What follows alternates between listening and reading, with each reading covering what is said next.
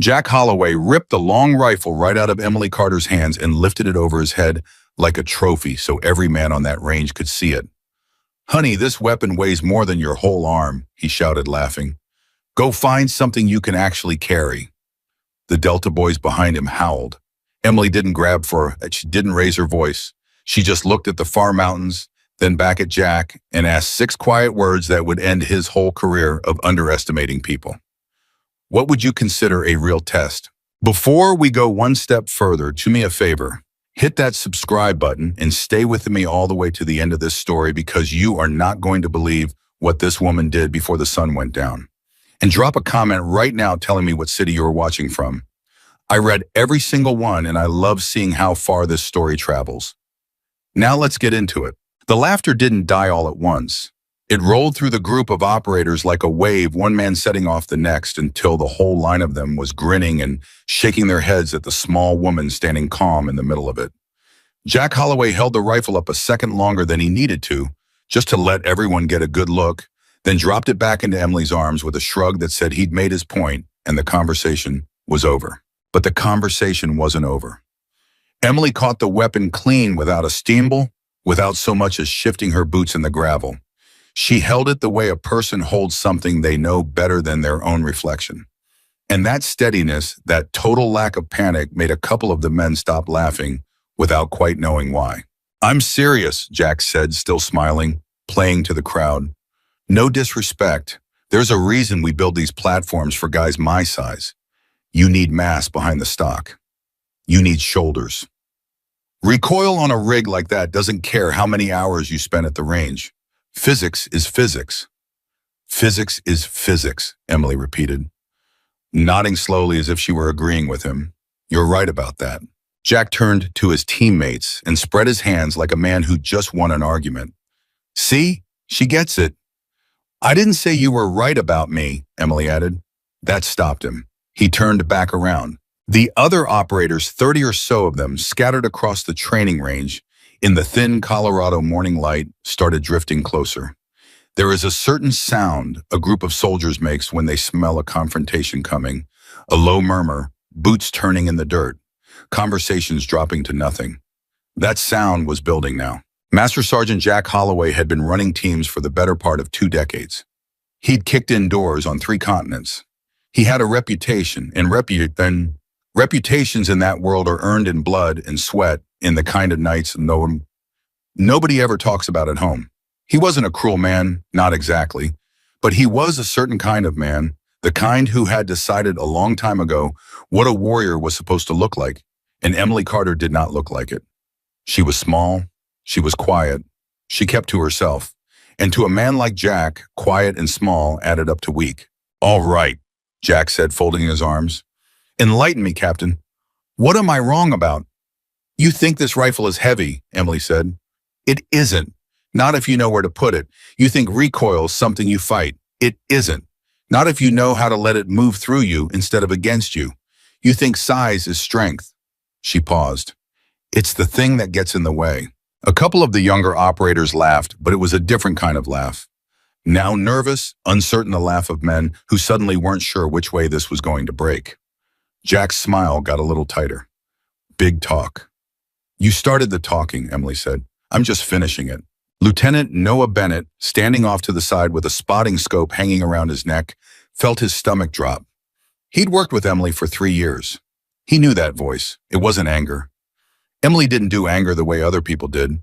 It was something colder and much more dangerous. The sound of a woman who had already decided she was going to make a point and was simply working out the arithmetic of how.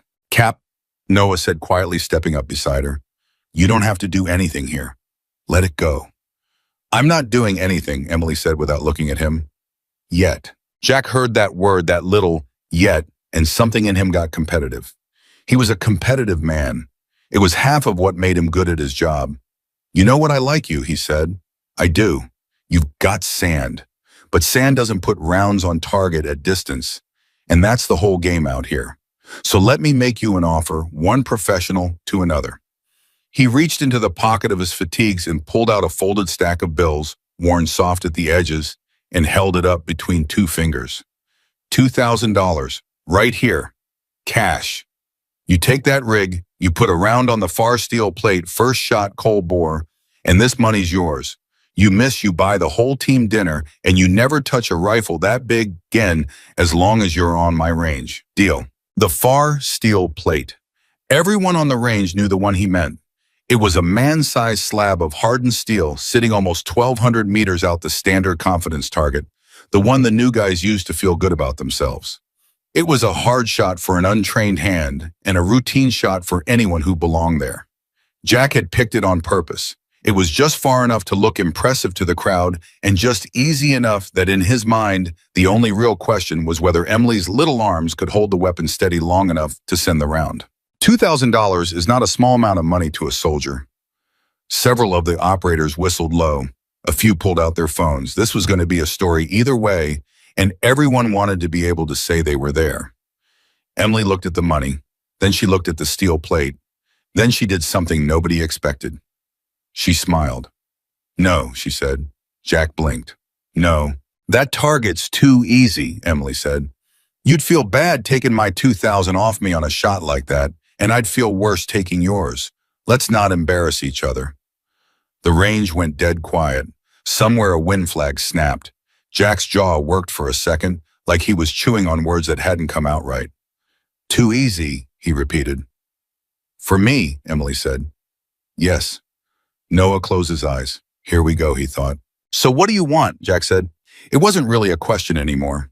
It was a dare thrown back at her, the last card of a man who'd expected to bluff his way to an easy win and suddenly found himself getting called. Emily didn't answer right away. She scanned the range slow and deliberate, the way she scanned everything, taking her time, letting her eyes move past the steel plates and the berms and the vehicle hulks they used for training out toward the far edge of the valley, where the ground rose up into rock and scrub and the mountains began. There was a training vehicle parked out there, a stripped old truck they used as a distant reference point, so far away it was barely more than a smudge against the tan earth. Nearly 2 miles out, maybe farther. She lifted one hand and pointed at it. "See that truck?" she said. Every head on the range turned. "That's not a target," Jack said. "That's a landmark. That's out past the range card. Nobody shoots that far out here." "I know," Emily said. "That's why it's interesting." "Cap." Noah's voice was low and urgent now. "That's 2,700 meters easy. Maybe more. In this wind." 2,720, Emily said without hesitation, like she'd already measured it in her head. "Give or take." A ripple went through the crowd. Some of these men had taken long shots in their careers, the kind that get whispered about, the kind that end up in after-action reports and then in legends. But those were shots taken from prepared positions, with support, with time, with everything lined up. Nobody stood on a training range on a cold morning and casually picked out a target 2 miles away for a bet. Jack laughed, but it came out a beat too late, and everyone heard it. "You can't hit that truck," he said. "Nobody can hit that truck. Not clean, not first round. You'd be lucky to get in the same zip code." "I'm not going to hit the truck," Emily said. Jack threw up his hands. "Then what are we even talking about?" "I'm going to hit something on the truck." She let that sit for a second. "There's a candle." "A what?" "A candle. Or there will be when I'm done setting this up. A little one. On the hood of that truck behind a windscreen, so the wind doesn't kill the flame before I get to it."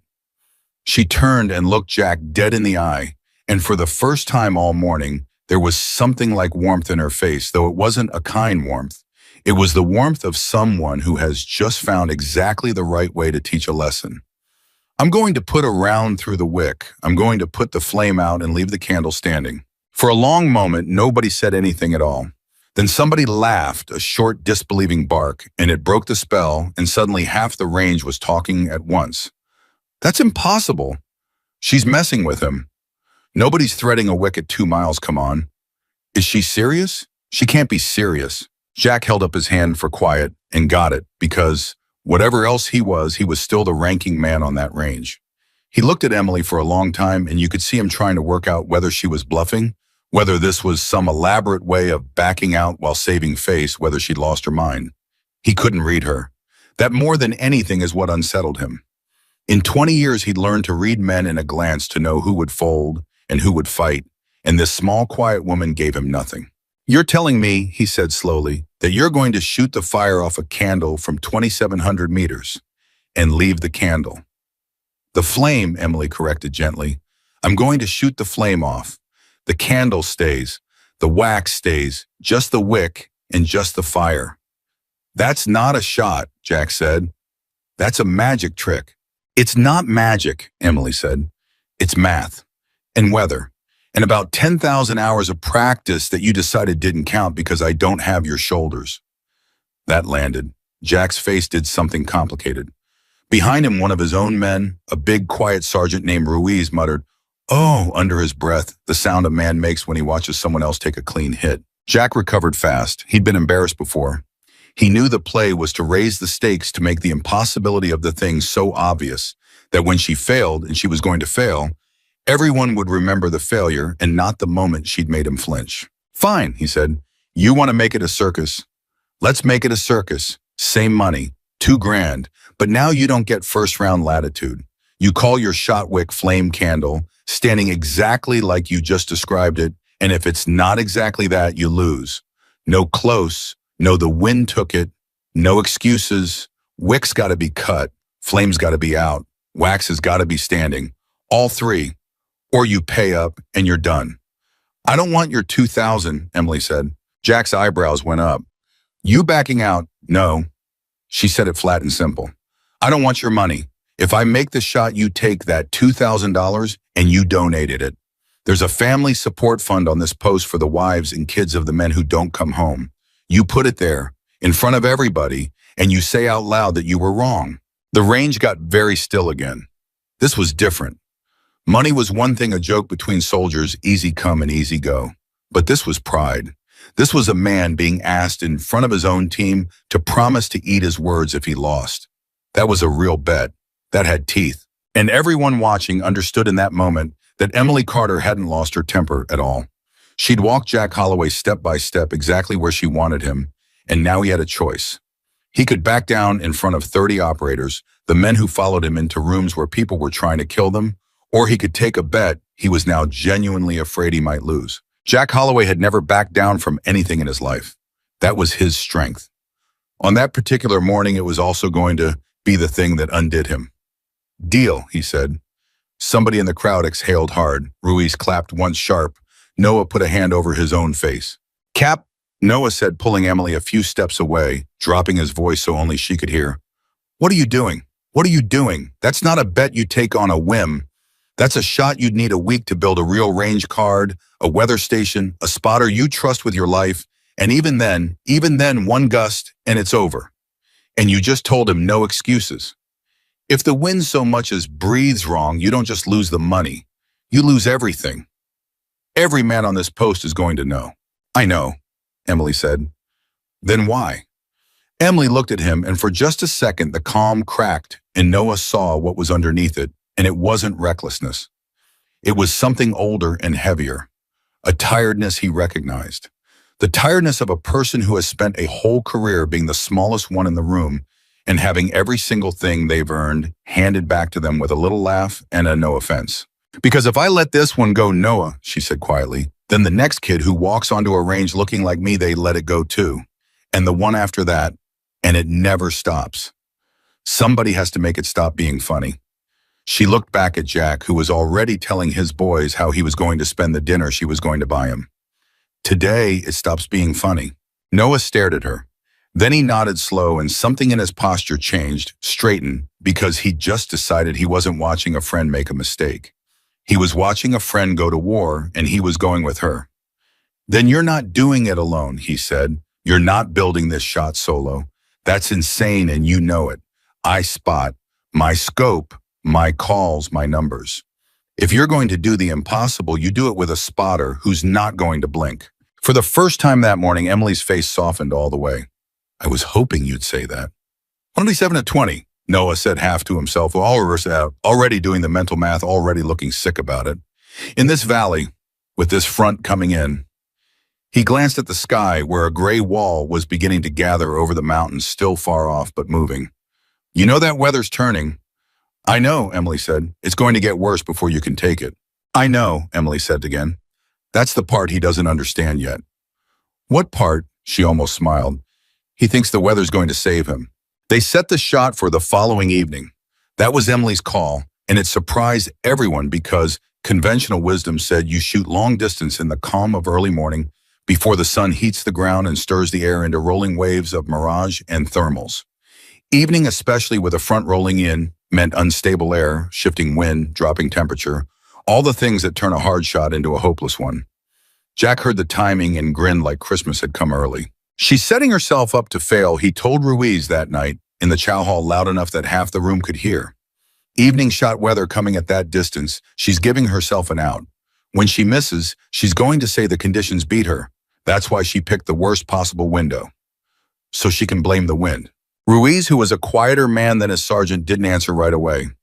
He'd watched Emily on the range that morning, watched the way she held the rifle, watched her eyes when she pointed at that truck 2 miles out.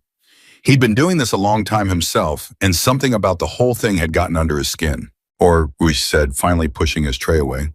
She picked it because she can read weather better than the rest of us can read a range card, and she wants to prove she can do it in conditions none of us would even try. Jack looked at him like he'd grown a second head. You believe she can make that shot? Ruiz was quiet for a second. I believe I don't want to bet against her, he said. That's all I'm saying, Sarge. I don't want to bet against her. Jack laughed it off, but he didn't sleep well that night, and he told himself it was the coffee. Word spread across the posts the way word always does, faster than any official channel, carried in the mess hall and the motor pool and the smoke pits. By the next afternoon, it wasn't a private bet between two people anymore. It was the thing everybody was talking about. The captain who was going to shoot a candle at 2 miles. The Delta sergeant who'd bet his own pride against her. People who'd never met Emily Carter had opinions about her. Some of them thought she was a fool. Some of them, mostly the ones who'd been underestimated a time or two themselves, quietly, privately hoped she'd do it. Nobody thought she could. Emily spent that day the way she spent every day before something that mattered. She was calm to the point of being invisible. She ate a normal breakfast. She cleaned her weapon with the unhurried care of a woman polishing a family heirloom. She walked the range not to the firing point, but out along the edge of it, watching the wind flags, watching the way the grass moved, watching the birds, and how they rode the air currents up near the ridge. Noah found her out there in the early afternoon, standing perfectly still, looking at nothing he could see. What are you looking at? He asked. The wind's not one wind, Emily said, not turning around. Everybody talks about it like it's one thing. It's not. It's 4 or 5 different winds stacked on top of each other, all going different directions at different heights. There's the wind here at the firing point. There's the wind in the middle, out past the berms that comes off that low ground and swirls. There's the wind up at the target coming down off the ridge. And when that front hits, all of them are going to change at once. She pointed, tracing something in the air only she could follow. The shot isn't hitting the candle. Any decent shooter can hit a candle-sized thing if the air holds still. The shot is knowing what all 4 winds are doing in the 2.5 seconds the bullet is in the air, and putting the round exactly where all of them added together cancel out to nothing. That's the shot. Noah stared out at the valley, trying to see what she saw, and seeing only tan ground and gray sky and a truck too far away to matter. 2.5 seconds, he said. The round's in the air, 2.5 seconds. About that. Anything can happen in 2.5 seconds. Everything happens in 2.5 seconds, Emily said. That's the whole game. You do all your work before so that when it's happening, you're not thinking at all. You're just letting it happen. The thinking has to be done. If you're thinking when you break the shot, you've already missed. Noah was quiet for a while. Then he said the thing that had been sitting in his chest since yesterday. What if you miss? Emily finally turned and looked at him, and she didn't give him a speech. She didn't tell him she wouldn't miss. She was too honest for that, and Noah loved her for it in the plain, uncomplicated way that soldiers who've bled together love each other. Then I missed, she said, and Jack's right, and every laugh this morning was earned, and I go back to being the small, quiet one who talks too big. And I take the loss, and I don't make one single excuse because I told him no excuses and I meant it. She shrugged. But I'm not planning to miss Noah. There's a difference between a hard shot and a lucky shot. Lucky shots you can't plan. This one I can build. Brick by brick. If I build it right, luck doesn't get a vote. And if the wind does something you didn't plan for, she looked back at the valley, at the gray wall of weather still crawling toward them over the peaks. Then I wait, she said. I wait for the 1 second the wind gives me. It always gives you one. Right before a front hits right when the old wind dies and the new wind hasn't taken over yet, there's a gap, a breath, a second, maybe two, where everything goes still. That's the shot. Everybody else is going to see a storm and think the shot's impossible. And they'll be right 99 seconds out of 100. I only need the one. Noah felt the hair on his arm stand up. How do you know it'll come? Because I've been reading this valley for 2 days, Emily said, and I've watched 3 fronts move through, and every single one of them gave me the gap, right at the leading edge. Every time. She tapped her own temple. The math is done. Now I just have to be patient enough to wait for the door to open and steady enough to walk through it before it closes. That evening they came out to the range in numbers nobody expected. It wasn't the 30 operators from the morning before. It was 5 times that. Word had gone all the way up. There were men and women out there who had no business knowing about a private bet standing in the cold with their collars turned up, because a thing like this doesn't happen twice in a career, and everybody wanted to be able to say they saw it. Somebody had set up lights. Somebody else had a spotting scope trained down range for the crowd. And out at the far edge of the valley on the hood of that stripped old truck, behind a little windscreen of clear plastic, sat a single white candle with a single small flame flickering so far away that from the firing line you could only see it at all, through magnified glass, a tiny orange pinprick against the coming dark. Jack Holloway stood near the firing point, with his arms crossed and his $2,000 still in his pocket, and he watched the sky, and for the first time he wasn't grinning. Because the sky had turned mean. The gray wall had reached the ridge. The wind, which had been steady all afternoon, had started to do strange things, gusting and dropping, changing direction, snapping the flags one way and then the other. A few fat drops of cold rain had started to fall. And Jack, who knew enough about shooting to run a range, if not to make a shot like this, understood exactly what that weather meant. It meant the shot was impossible. He should have felt good about that. He told Ruiz she'd fail, and here was the proof rolling in over the mountains doing his work for him. But he didn't feel good. He watched Emily Carter walk up to the firing line, small and calm in the failing light, and lie down behind that rifle that was supposed to be too big for her, and settle in behind it the way water settles into the low ground, finding every point of contact becoming part of it. And he felt something he hadn't felt in a long time. He felt worried. "Captain," he called out, and his voice didn't have the swagger in it anymore. "Weather's turning. Nobody would fault you for calling it. We can push it to tomorrow. Clear morning, calm air. Give yourself a fair shot at it. There's no shame in that." Emily didn't look up from the rifle. Noah was already down beside her spotting scope, up his voice low and steady as he started reading numbers off to her wind temperature. The drop of pressure as the front pushed in, and she was answering him in the same low, even tone. The two of them a closed circuit, a language of their own. "He's giving you an out," Noah murmured between numbers. "Right now in front of everybody. You could take tomorrow." "He's not giving me an out," Emily said quietly, her eye at the scope, her cheek welded to the stock. "He's giving himself one.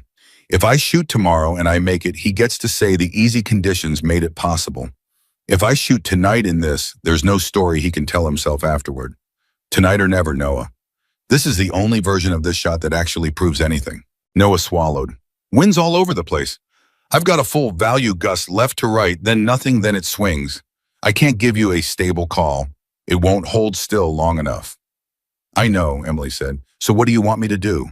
"Read me the gap," Emily said. "When it comes, that's all I need. Don't try to solve the whole storm. Just watch for the moment it dies, when the old wind quits and before the new one starts. You'll feel it before you see it. The flags will go slack. All of them. At the same time. When that happens, you tell me, and you don't hesitate, and you don't second guess, and I'll do the rest." The rain was coming steadier now. It ran down the back of Emily's neck, and she didn't feel it. The cold was in her fingers, and she'd already accounted for it. Out at the far edge of the valley, the little candle flame guttered and shrank and nearly went out, then caught again a tiny stubborn point of orange, refusing to quit, and somehow that felt like the whole thing to the men watching that little flame fighting the storm, waiting for a bullet it would never see coming. Behind them, the crowd had gone silent. 150 people, and you could hear the rain. Jack Holloway stood among them and found that his mouth had gone dry. He'd wanted this to be a lesson. He'd wanted to teach a small, quiet woman that the world was built a certain way, and she didn't fit in it, and he'd expected to enjoy it. But standing there in the cold rain, watching her lie behind that rifle with the total bottomless calm of a person who had done all her worrying weeks ago, he wasn't enjoying anything. He was starting to understand that he might have made a terrible mistake, and not the kind you fix with $2,000. How long can she wait? Ruiz asked him low. I don't know, Jack admitted. The front's almost on top of us. Once it hits full, there's no gap. It's just chaos. She's got a window and it's closing. I know, Jack said, and he was surprised to find that some part of him, some part he didn't fully understand, wanted her to make it, wanted her to walk through the door before it slammed shut. He crushed that thought down and told himself he wanted her to fail, and he almost believed it. Emily lay behind the rifle and breathed, in through the nose slow, out through the mouth slower. She emptied her mind of the crowd, of the money, of the 2 decades of little laughs and no offenses that had brought her to this exact patch of wet gravel. She let all of it go until there was nothing left but the numbers Noah fed her, in the tiny orange flame 2 miles away, and the storm and the gap she knew was coming. The wind screamed across the range, snapping the flags flat. Then it dropped for half a second, and she felt her whole body tense, and Noah said, not yet, not yet, it's swinging. And it swung and screamed again the other direction. The rain came harder. The flame nearly died. The window was closing. Everyone could feel it closing. 150 people held one breath. And Emily Carter, small and quiet and soaked to the skin, settled her finger against the trigger and waited for the door to open. And then out of the storm, Noah's voice cut through everything low and hard and absolutely certain. Not yet. Emily didn't move. Her finger rested against the trigger, not pulling, not pressing, just touching, the way you touch something you love and are afraid to break. The rain ran into her eyes and she let it. The cold had crept all the way into her bones, and she'd made peace with it an hour ago. 2 miles away, that little candle flame bent almost flat against the plastic windscreen, and then stood back up, stubborn, refusing to die. And somewhere in the back of Emily's mind, a small voice said, hold on, just hold on, we're almost there, both of us. Talk to me, she breathed. Full value from the left, gusting hard. Noah said, his eye jammed against the scope, his voice steady even though his hands weren't. Now it's dropping, now it's... No, it's swung. It's coming off the ridge now, quartering. I can't give you a number, Cap. It won't sit still. I don't want a number, Emily said. I told you I want the gap. It's not here yet. Then we wait. Behind them, 150 people stood in the cold rain and did not make a sound. Jack Holloway stood among them with his arms crossed tight over his chest, and he was no longer thinking about the $2,000 in his pocket. He was thinking about how long a person could lie in that position, soaked in freezing muscles, locked without their body starting to betray them. He knew the answer. He'd done it himself on cold mountainsides in places he'd never talk about. And he knew that even the best shooters had a clock running the second they settled in a slow leak of steadiness that no amount of training could stop. Every minute she waited, she got a little colder, a little stiffer, a little less able to make the shot she was waiting for. And the storm was getting worse. She can't hold that forever, Ruiz murmured beside him. No, Jack said. She can't. So either the wind gives her a break in the next couple minutes, or the cold takes the shot away from her before the storm does, Jack finished. He surprised himself with how much he didn't want that. He'd wanted to beat her. He'd wanted to prove a point.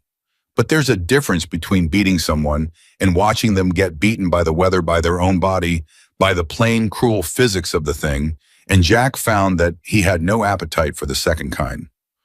Come on, he said so quiet that only Ruiz heard him. Come on, give her the shot or don't. Just stop hanging her out there. Ruiz glanced at him sideways, surprised, but said nothing. Out on the firing line, Emily's world had shrunk down to almost nothing. There was the storm, and there was Noah's voice, and there was the flame, and there was the rifle that had become part of her body somewhere in the last hour, so that she no longer felt where she ended and the steel began. Everything else was gone. The crowd was gone. Jack was gone. The years of being laughed at were gone. She'd emptied it herself out, poured all of it away until there was nothing left inside her but the patience of a woman waiting for a door she knew was going to open. Winds building. Noah said, and for the first time there was strain in his voice. Cap, it's building, not dropping. The front's almost on us. If the gap's coming, it's coming in the next 60 seconds, and if it doesn't, it's coming, Emily said. How do you know? Because it always comes right before the wall hits. The old wind has to die before the new wind can start. There's always a breath in between. Always. Her voice was flat and calm, a metronome. Watch the flags, Noah. All of them, not just the near one. When they all go slack at the same time, that's it. And if they don't, then I don't shoot and I lose and I take the loss standing up. A tiny pause. But they will. 15 seconds passed. The rain hammered down. The near flag snapped left hard, then whipped right chaos, no pattern. And Emily's finger stayed exactly where it was, touching the trigger. Waiting. 20 seconds. 30. Somewhere in the crowd, a man coughed and got shushed by 3 people at once. 40 seconds. Jack Holloway realized he was holding his breath and made himself let it out slow. And then Emily felt it. She felt it before Noah saw it the way she'd told him she would. It was a change in the pressure against her cheek, a sudden softening of the air, a stillness that came rolling in ahead of the storm like the hush before a held note breaks. The scream of the wind dropped off to nothing. The rain seemed to hang in the air. And out across the whole valley, one after another, the wind flags went slack and hung straight down dead from the near line, all the way out to the distant ones near the target, a wave of stillness racing across 2 miles of ground. Gap, Noah said, and his voice cracked on the single word.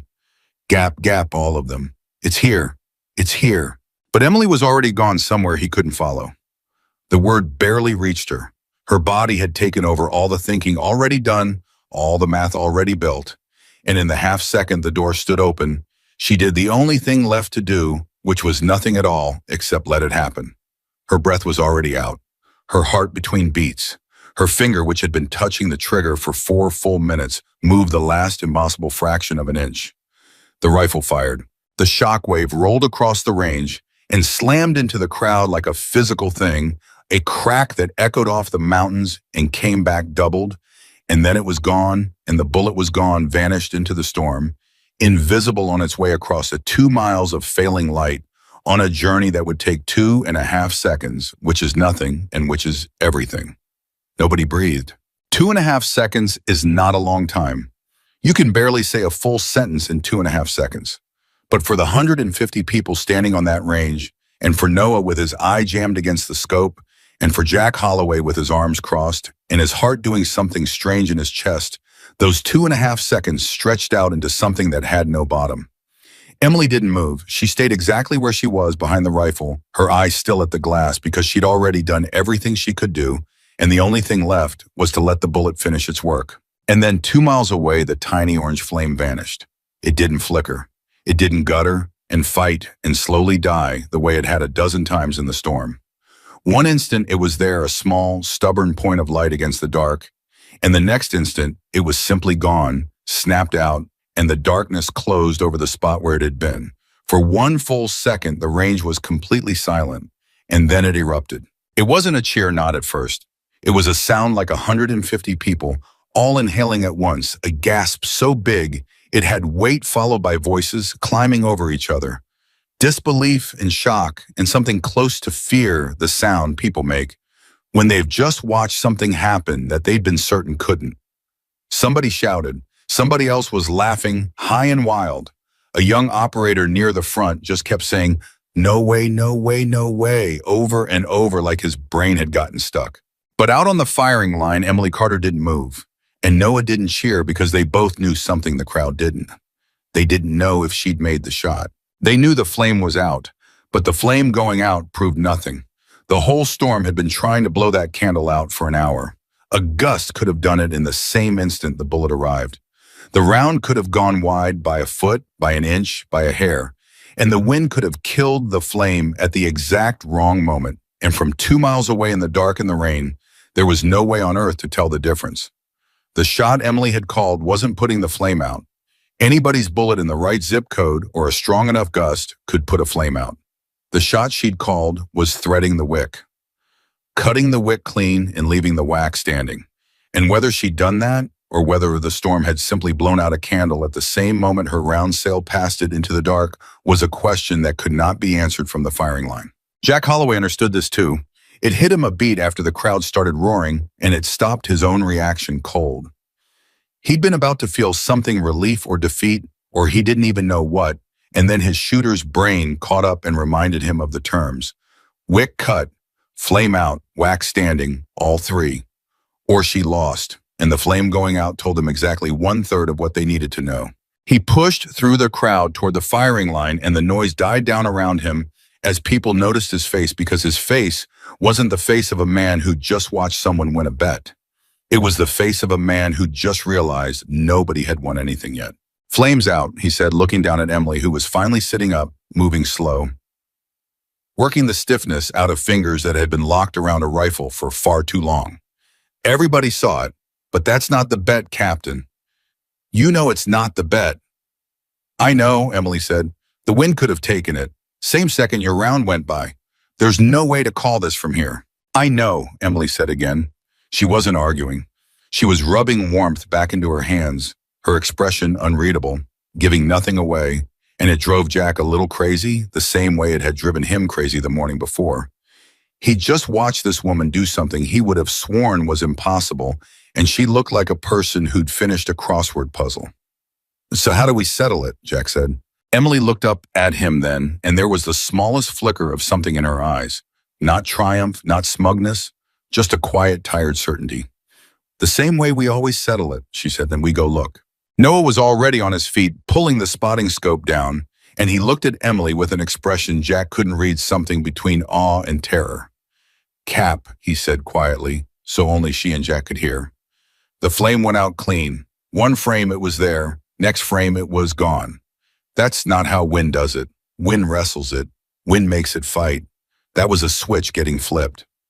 He swallowed. I think you got it. I think you actually got it. But I've been wrong before, and I'd rather see it than say it. Then let's see it, Emily said. Getting out to the target took time, and every second of that drive was its own kind of torture. They loaded into vehicles Emily and Noah and Jack and Ruiz and a handful of others who'd earned their way into the trucks by rank or by luck, and the rest of the crowd stayed behind at the firing line in the rain, and the whole convoy crawled out across the rough ground toward the far edge of the valley where the flame had been. Nobody talked much. The rain drummed on the roofs. Jack sat across from Emily in the back of the lead truck and found that he could not stop looking at her. This small, quiet woman he'd lifted a rifle away from 24 hours ago and told to go find something she could carry, and he felt a slow, sick weight settling into his stomach. The weight of a man who is beginning to understand exactly how wrong he has been. Where'd you learn to shoot like that? He said finally, because the silence was worse. Emily looked out the window into the dark. Same place everybody learns, she said. Time. I just put in more of it than most because I had to. When you look like me, nobody hands you anything. You want a spot on a team, you don't get it because somebody looks at you and thinks there's a shooter. You get it because you're so much better than the guy next to you that they can't find a way to say no. She turned and looked at him, and there was no anger in it, which somehow made it land harder. Every single thing I have, Sergeant, I had to be twice as good to get. So I got twice as good. That's the whole secret. There's no magic. There's just the 10,000 hours nobody watched that don't count for anything until a night like tonight. Jack didn't have an answer for that. He looked away. Ruiz, sitting beside him, spoke up quietly. For what it's worth, Captain. I told him yesterday I didn't want to bet against you. He almost smiled. Best call I made all week. The truck slowed. The candle came into the headlights up on the hood of the old, stripped-down truck they'd used as a target behind its little windscreen of clear plastic. And for a moment, nobody moved because from a distance, it looked completely, perfectly intact. The candle stood there white and whole exactly where it had been placed, and there was no flame. Jack was out of the vehicle before it had fully stopped. He crossed to the target with the long strides of a man who needed an answer right now, and the others came behind him, and Emily came last in no hurry at all, walking through the rain with her hands in her pockets, like a woman out for an evening stroll. Jack reached the candle and stopped, and what he saw made his blood run cold, because the candle was standing. And the wax was untouched, not a mark on it, whole and white and perfect. And that was precisely the problem, because if the bullet had done what Emily said it would do, there should have been some sign, some evidence, and there was nothing. The candle looked like a candle that had simply been blown out. It looked like Emily had failed. It looked like the wind had won and Jack had won, and the whole impossible shot had been nothing but a flame guttering out in a storm. At the same moment, a bullet sailed harmlessly past into the dark. Jack felt a rush of relief so strong it almost buckled his knees, and it was immediately followed by a wave of shame, because he realized in that same instant that he wanted the relief more than he wanted the truth, and that was not the kind of man he'd ever believed himself to be. "It's whole," he said, and his voice came out rougher than he meant it to. "Captain, the candle's whole. There's no strike. The wax isn't touched. It went out. The wind took it." He turned to face her, and he hated the words even as he said them. Hated the small, mean part of himself that was glad to say them. "I'm sorry, I am. That was the best shooting I've ever seen in my life, and I mean that, but the bet was the wick and the candle standing here whole, and there's no way to prove." "Look at the wick," Emily said. She hadn't raised her voice. She was standing a few feet back, her hands still in her pockets, the rain running off the brim of her cap, and she was looking at Jack with an expression of such total patient calm that it stopped him mid-sentence. "What?" he said. "The wick," Emily said again gently, the way you'd correct a child who'd read the last word of a sentence and missed the whole thing. "You're looking at the wax. Everybody looks at the wax. The bet was never about the wax. Look at the wick." Jack turned back to the candle. He leaned in close enough that the rain fogged on the plastic windscreen, and he looked at the top of the candle where the flame had been, and for a second his brain refused to process what his eyes were telling him. There was no wick. There was no wick. The white wax rose up to a clean flat top, unmarked, perfect, and where the wick should have been, where that little black thread of char should have stood with its flame, there was nothing at all. It was simply gone. Not burned down, not melted over. Gone, cut off flush with the wax as cleanly as if it had never been there. Jack Holloway stared at that vanished wick, and the whole world went quiet around him. "That's not possible," he whispered. "Noah," Emily said without looking away from Jack's face. "Come here, tell me what you see." Noah came up beside Jack and looked, and Jack heard him make a small sound, an involuntary sound, the sound a man makes when something rearranges itself inside him. "The wick's gone," Noah said very quietly. "The wax is whole and the wick is it's gone, it's cut." He straightened up slowly. "You cut the wick cap. You threaded a wick at 2720 meters in a storm in the dark, and you cut it clean off the top of the wax without touching the wax." He turned and stared at her like he'd never seen her before. "You actually did it." Ruiz pushed in to look and swore softly and looked at Jack. But Jack wasn't looking at the candle anymore. He was standing very still, and his face had gone strange, because the shooter in him, the part of him that had spent 20 years understanding exactly what a bullet does and doesn't do, was screaming at him that there was a problem with the story. A bullet doesn't stop. A bullet doesn't cut a wick and simply cease to exist. If Emily's round had passed through that wick, it had to have gone somewhere. It had to have kept going. And that meant the evidence, the real evidence, the proof that could not be argued with, wasn't the missing wick at all. It was wherever the bullet ended up. "Where'd the round go?" Jack said slowly, and it wasn't really a question. He already knew. He was just realizing he knew. "It didn't stop. It cut the wick, and it kept going. Where'd it go, Captain?" For the first time since the whole thing had started, Emily smiled a real smile, small and quiet and almost kind. "Now you're thinking like a shooter," she said. "Look behind the candle." Jack turned, and his eyes followed the line, the invisible line. The bullet had traveled from the wick that wasn't there straight back, and behind the truck, mounted on a post they'd set up as a backstop, was a steel plate. And in the center of that steel plate, dead center, was a single fresh strike. A bright silver crater in the dark metal, still faintly warm to the touch when Ruiz reached out and put his fingers against it, a mark that hadn't been there that afternoon. The bullet had cut the wick, put out the flame, left the wax standing, and continued on for another dozen yards to punch a hole in the exact center of a steel plate. There was no wind that did that. There was no luck that did that. There was no story anybody could tell, no excuse anybody could make, no way to argue it away. The line was drawn in steel from a firing point 2.5 miles back through a wick the width of a piece of string and into the heart of a plate, It was quite simply one of the finest shots any of them had ever seen or would ever see, made by a small, quiet woman that a big, loud man had told one day earlier to go find something she could carry. Jack Holloway stood in the rain and looked at that strike on the steel, and for a long time he didn't say anything at all. The others were quiet too, watching him because they all understood that the shot was over now and something else was happening, something that had nothing to do with rifles. "I was wrong," Jack said finally. His voice was low. "About all of it." "You were," Emily agreed. She didn't say it cruelly. She said it the way you'd confirm a fact. "I lifted that rifle out of your hands," Jack said, and now the words were coming harder, dragged up from somewhere he didn't visit often. "In front of my whole team. I told you to go find something you could carry.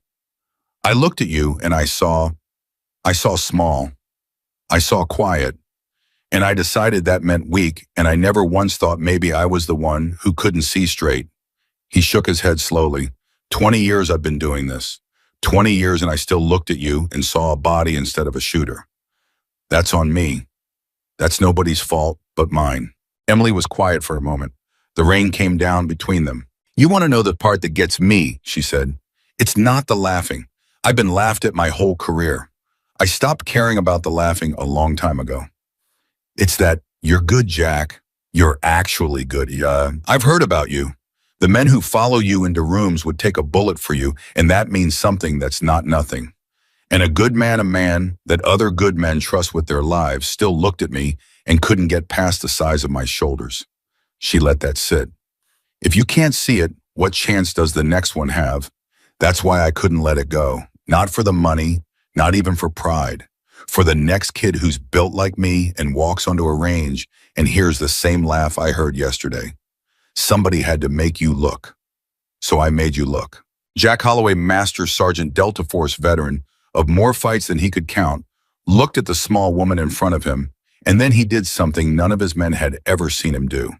He reached into his pocket and pulled out the $2,000, the worn soft stack of bills he'd waved around so confidently the morning before, and he held it out to her, and his hand wasn't quite steady. "I said, if you made the shot, this goes to the family fund," he said, "in front of everybody. And I said I'd say I was wrong out loud." He looked around at the men standing in the rain at Ruiz and Noah, and the others at the faces he'd have to lead again tomorrow. "So here it is in front of everybody. I was wrong about her. I was wrong. This money goes to the fund first thing tomorrow, and I'll stand up in front of the whole company and say why." He pressed the bills into her hand. Emily looked down at the money, and then she did something that surprised everyone, including Jack. She folded his hand back over it and pushed it gently away. "You take it to the fund," she said. "You, not me. Those are your words to eat, Jack, and eating them yourself is the whole point. If I take that money out there, it's a trophy. If you carry it out there in front of your whole company and you stand up and say what you just said to me, then maybe it means something. Maybe the next kid who looks like me gets a little more of a chance because a man like you learned something the hard way." She let go of his hand. "That's worth more to me than $2,000. That's worth more to me than the shot." Jack stared at her. Around them, the rain was easing off the front, rolling through and past, and the first faint stars were beginning to show in the gaps where the storm was breaking up. "You're really something, Captain," he said quietly. "You know that." "I'm really disciplined," Emily said. "That's different. Talent gets you attention." She looked out at the steel plate one more time, at the fresh, bright strike dead center in the dark metal, the exclamation point at the end of a 2.5-mile sentence. "But discipline is what gets you the shot." They stood there a moment longer, the shooters and the spotters and the men who'd come out into the storm to see something impossible gathered around a whole candle with a missing wick and a steel plate with a fresh scar, and every one of them understood in his own way that he'd witnessed something he'd be telling people about for the rest of his life. Not because a bullet hit a target, they'd all seen bullets hit targets, but because they'd watched a person, they'd written off a person they'd laughed at, reach down into 2 decades of quiet, unwatched work, and pull out something so precise, so complete, so absolutely undeniable that it rearranged the way they'd have to think about everything from that night forward. Noah came up beside Emily as they walked back toward the trucks, the two of them a little apart from the others, and he was shaking at his head, and there was a grin on his face he couldn't get rid of. "I've known you 3 years," he said. 3 years, and I still didn't fully believe you could do it until I saw that wick was gone. I'm sorry, I should have believed you. You spotted for me, Emily said. You read me the gap when it came and you didn't hesitate and you didn't second guess. That's belief, Noah. Belief isn't a feeling. It's what you do when it counts. And when it counted, you didn't blink. She bumped his shoulder with hers, the closest thing to affection she ever showed. That shot's half yours and you know it. It's not, Noah said, but I'll take the compliment.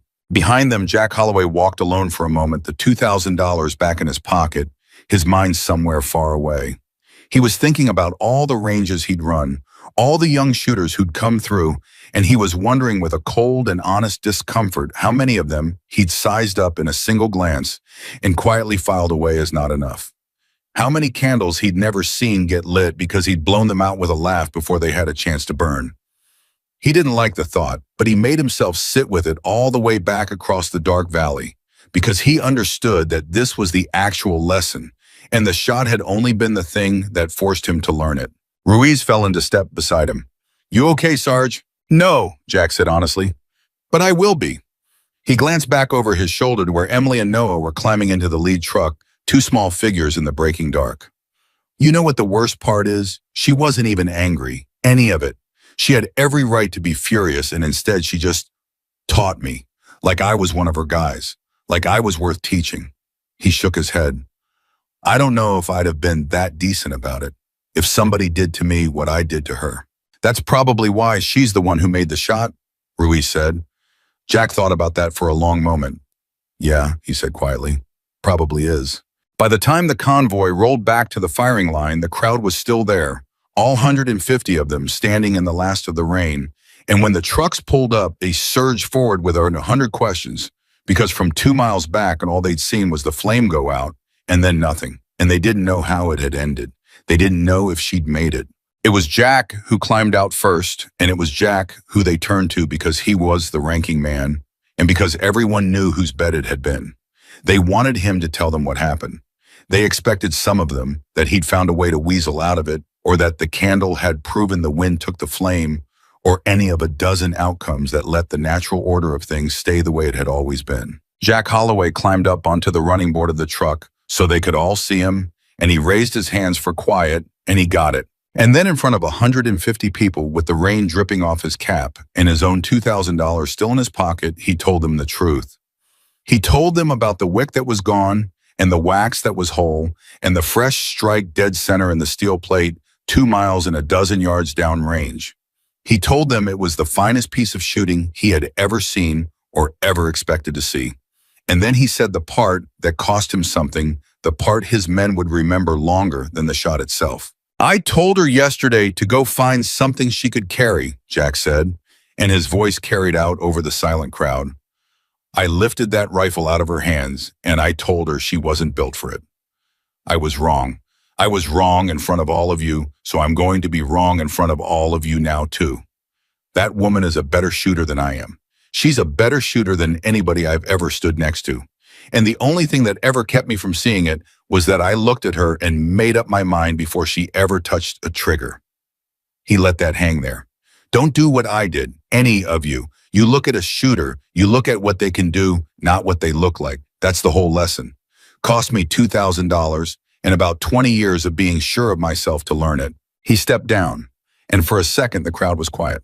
And then somebody started clapping, and then everybody was, and it wasn't for Jack. And Jack knew it wasn't for Jack. And for the first time in his life, he was glad the applause wasn't his. Because it was rolling toward the small, quiet woman climbing down out of the lead truck, the one who'd been laughed at on this exact patch of ground 24 hours before. And she stood there in the rain, in the noise and the light.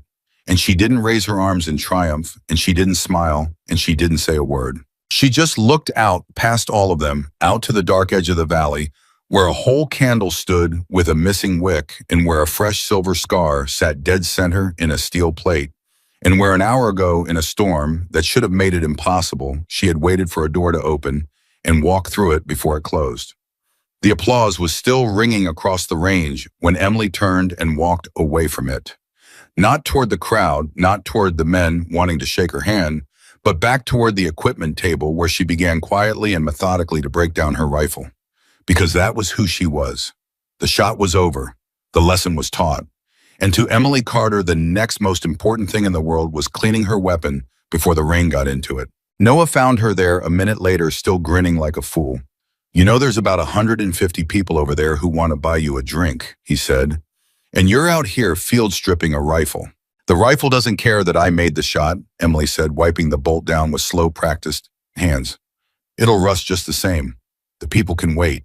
The steel can't." She glanced up at him. "That's the part nobody understands, Noah.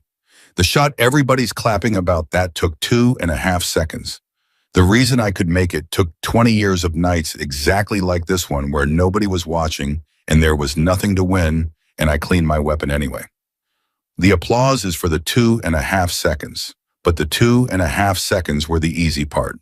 Noah was quiet a moment. "You really don't need any of it, do you? The applause, the credit." "I needed him to look," Emily said. "That's all I ever needed. The rest is noise." But the rest, as it turned out, was not going to be noise. Because a shot like that doesn't stay on a range, it travels. And by the time the sun came up the next morning, the story of the small, quiet captain who'd threaded a candle wick at 2,700 meters in a storm had already left Fort Carson and started its journey out into the wider world, and it was going to bring things back with it that Emily had never asked for and did not want. The first sign of it came at 06:30 the next morning, when Emily walked into the chow hall and the room went quiet. She'd eaten in that chow hall 100 times and nobody had ever looked up. She liked it that way. She'd built a whole career on being the person nobody looked up for.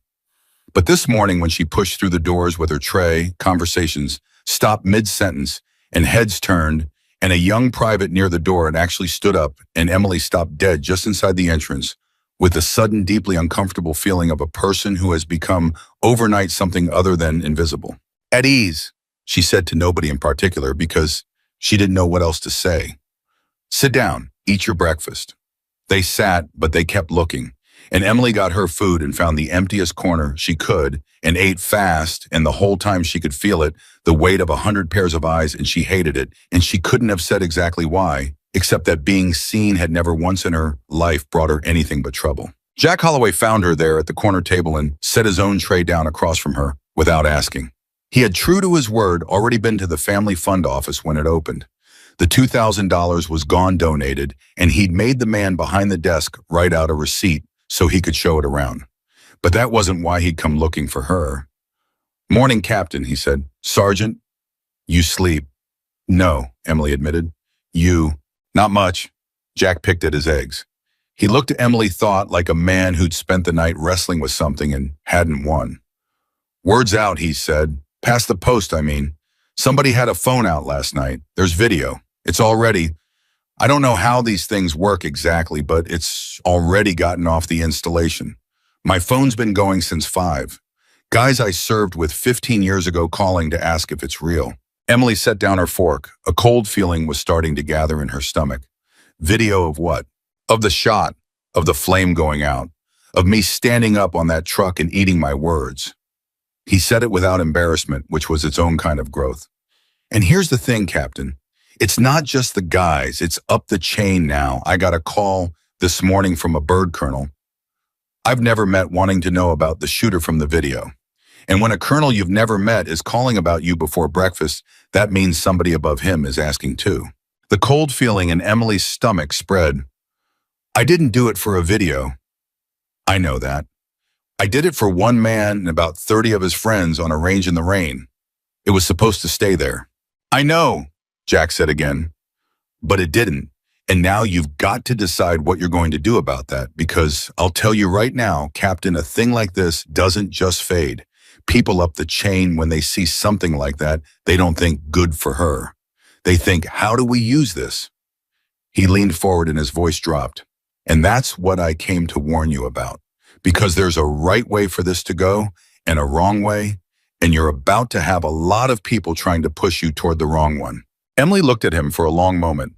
24 hours ago, this man had lifted a rifle out of her hands and told her to go find something she could carry, and now he was sitting across a chow hall table, warning her quietly and seriously like a man who'd decided her problems were partly his responsibility. It was, she thought, a strange world. What's the wrong way, she said. They make you a poster, Jack said flatly. They take that video and they put you in front of cameras and they turn you into a recruiting tool. Look at what our army can do.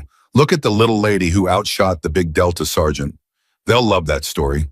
They'll love it to death because it makes everybody look good and it costs them nothing and it puts a nice shine on things. And they'll parade you around until the story's used up and then they'll set you back down and forget you and you'll have spent a year of your life being a mascot instead of a shooter. He shook his head. I've seen it happen. Good operators, real ones, turned into billboards because somebody upstairs found them useful. It ruins them, not because they're weak, because you can't do this job and be a symbol at the same time. The job needs all of you. The symbol takes all of you. There's not enough of any person to do both. Emily was quiet for a long time. You came in here to tell me that, she said finally. You, the man who started all of this. Yeah, Jack said, I did, because I started it, and I'll be damned if I'm going to watch it turn into something that hurts you. I was wrong about you once. I'm not going to be wrong about you twice by staying quiet while they turn you into a cartoon. And that more than the $2,000, more than the words he'd eaten in front of 150 people was the thing that made Emily Carter decide that Master Sergeant Jack Holloway might actually be worth something after all. The call came at 0900. Emily was summoned to the office of the installation commander, a two-star general named Whitaker, and she walked over there with the particular dread of a person who has spent her whole career being invisible and is now being summoned by the most visible man on the post. Noah walked her as far as the building entrance. Whatever they offer you, Noah said, you don't have to say yes on the spot. You know that, right? You're allowed to think about it. I know. I mean it, Cap. You've got a way of deciding things fast and standing by them, and that's usually your superpower, but this one, take your time. I hear you, Emily said, and she went inside. General Whitaker was not alone. There was the bird Colonel Jack had mentioned, and there was a woman in civilian clothes with a lanyard that marked her as public affairs. And there was a man Emily didn't recognize at all.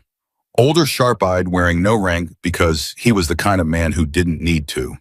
And they all stood when she came in, which unsettled her more than anything, because generals did not stand for captains. And the fact that they did told her exactly how much the ground had shifted under her feet in 12 hours. Captain Carter, General Whitaker said, sit down. That was quite a demonstration last night. Thank you, sir. It wasn't meant to be a demonstration. No, I imagine it wasn't. Whitaker studied her. But it became one. You understand that video is everywhere now. My phone, the Pentagon's phone, everybody's phone. You've become overnight the most famous soldier on this installation. Possibly the most famous soldier in the Army this week. He let that sit. The question is what we do with that. And there it was, Emily thought. Exactly what Jack said. What we do with that. Not what she wanted to do. What they wanted to do with her. The public affairs woman leaned forward, all warmth and enthusiasm. Captain, I want you to understand what an opportunity this is. Not just for you, for the whole Army. Do you know how many young women see the military and think it's not for them? How many kids who don't fit the mold, who look at a recruiting poster and see a big square-jawed guy and think, that's not me? You could change that. You could be the face that tells every one of those kids that it doesn't matter what you look like. We're talking about a national media tour, interviews, a recruiting campaign built around you. You'd be, no, Emily said. The room went still. I'm sorry, the public affairs woman said. No, Emily said again, calm and quiet, the same voice she'd used on the range. Thank you, but no. General Whitaker's eyebrows went up. The bird colonel shifted in his seat, and the older man in civilian clothes, the one with no rank and sharp eyes, leaned back and smiled very slightly, like a man who'd just seen something he'd been hoping to see. Captain Whitaker said carefully, I don't think you fully understand what's being offered here. This is the kind of opportunity that makes careers. This is a fast track to anything you want. Do you understand what I'm saying to you? I do, sir. And I'm grateful. I mean that. Emily kept her hands folded in her lap, kept her voice even. But I didn't make that shot to become a poster. I made it to prove a point to one man who'd made up his mind about me before I ever touched a trigger. And I proved it. It's done. If you put me in front of cameras and turn me into a story, Then the point I made stops being, look what a disciplined shooter can do, and starts being, look at the cute little lady who fooled everybody. And that's the opposite of what I want. That doesn't help the next kid who looks like me. That turns her into a novelty too. She shook her head. I don't want to be a novelty, sir. I want to be a shooter. There's a difference, and it's the whole difference. And if I say yes to this, I lose it. The public affairs woman opened her mouth to argue, but General Whitaker raised a hand and she closed it. Whitaker was looking at Emily with an expression that had changed, that had gone from managing her to actually seeing her. And it was the same shift Emily had watched happen on Jack Holloway's face the night before. And she was starting to understand that maybe her whole life was going to be a series of watching that shift happen on the faces of powerful men one at a time forever. You'd turn down a national platform, Whitaker said slowly, to keep doing your job in the dark where nobody sees you. Yes, sir, because the dark where nobody sees me is where the work happens. The platform is where the work stops. Emily met his eyes. You put me on that platform, and in a year, I'm a worse shooter than I am today, because I'll have spent that year talking about shooting instead of doing it. And a worse shooter is no use to anybody, poster or not.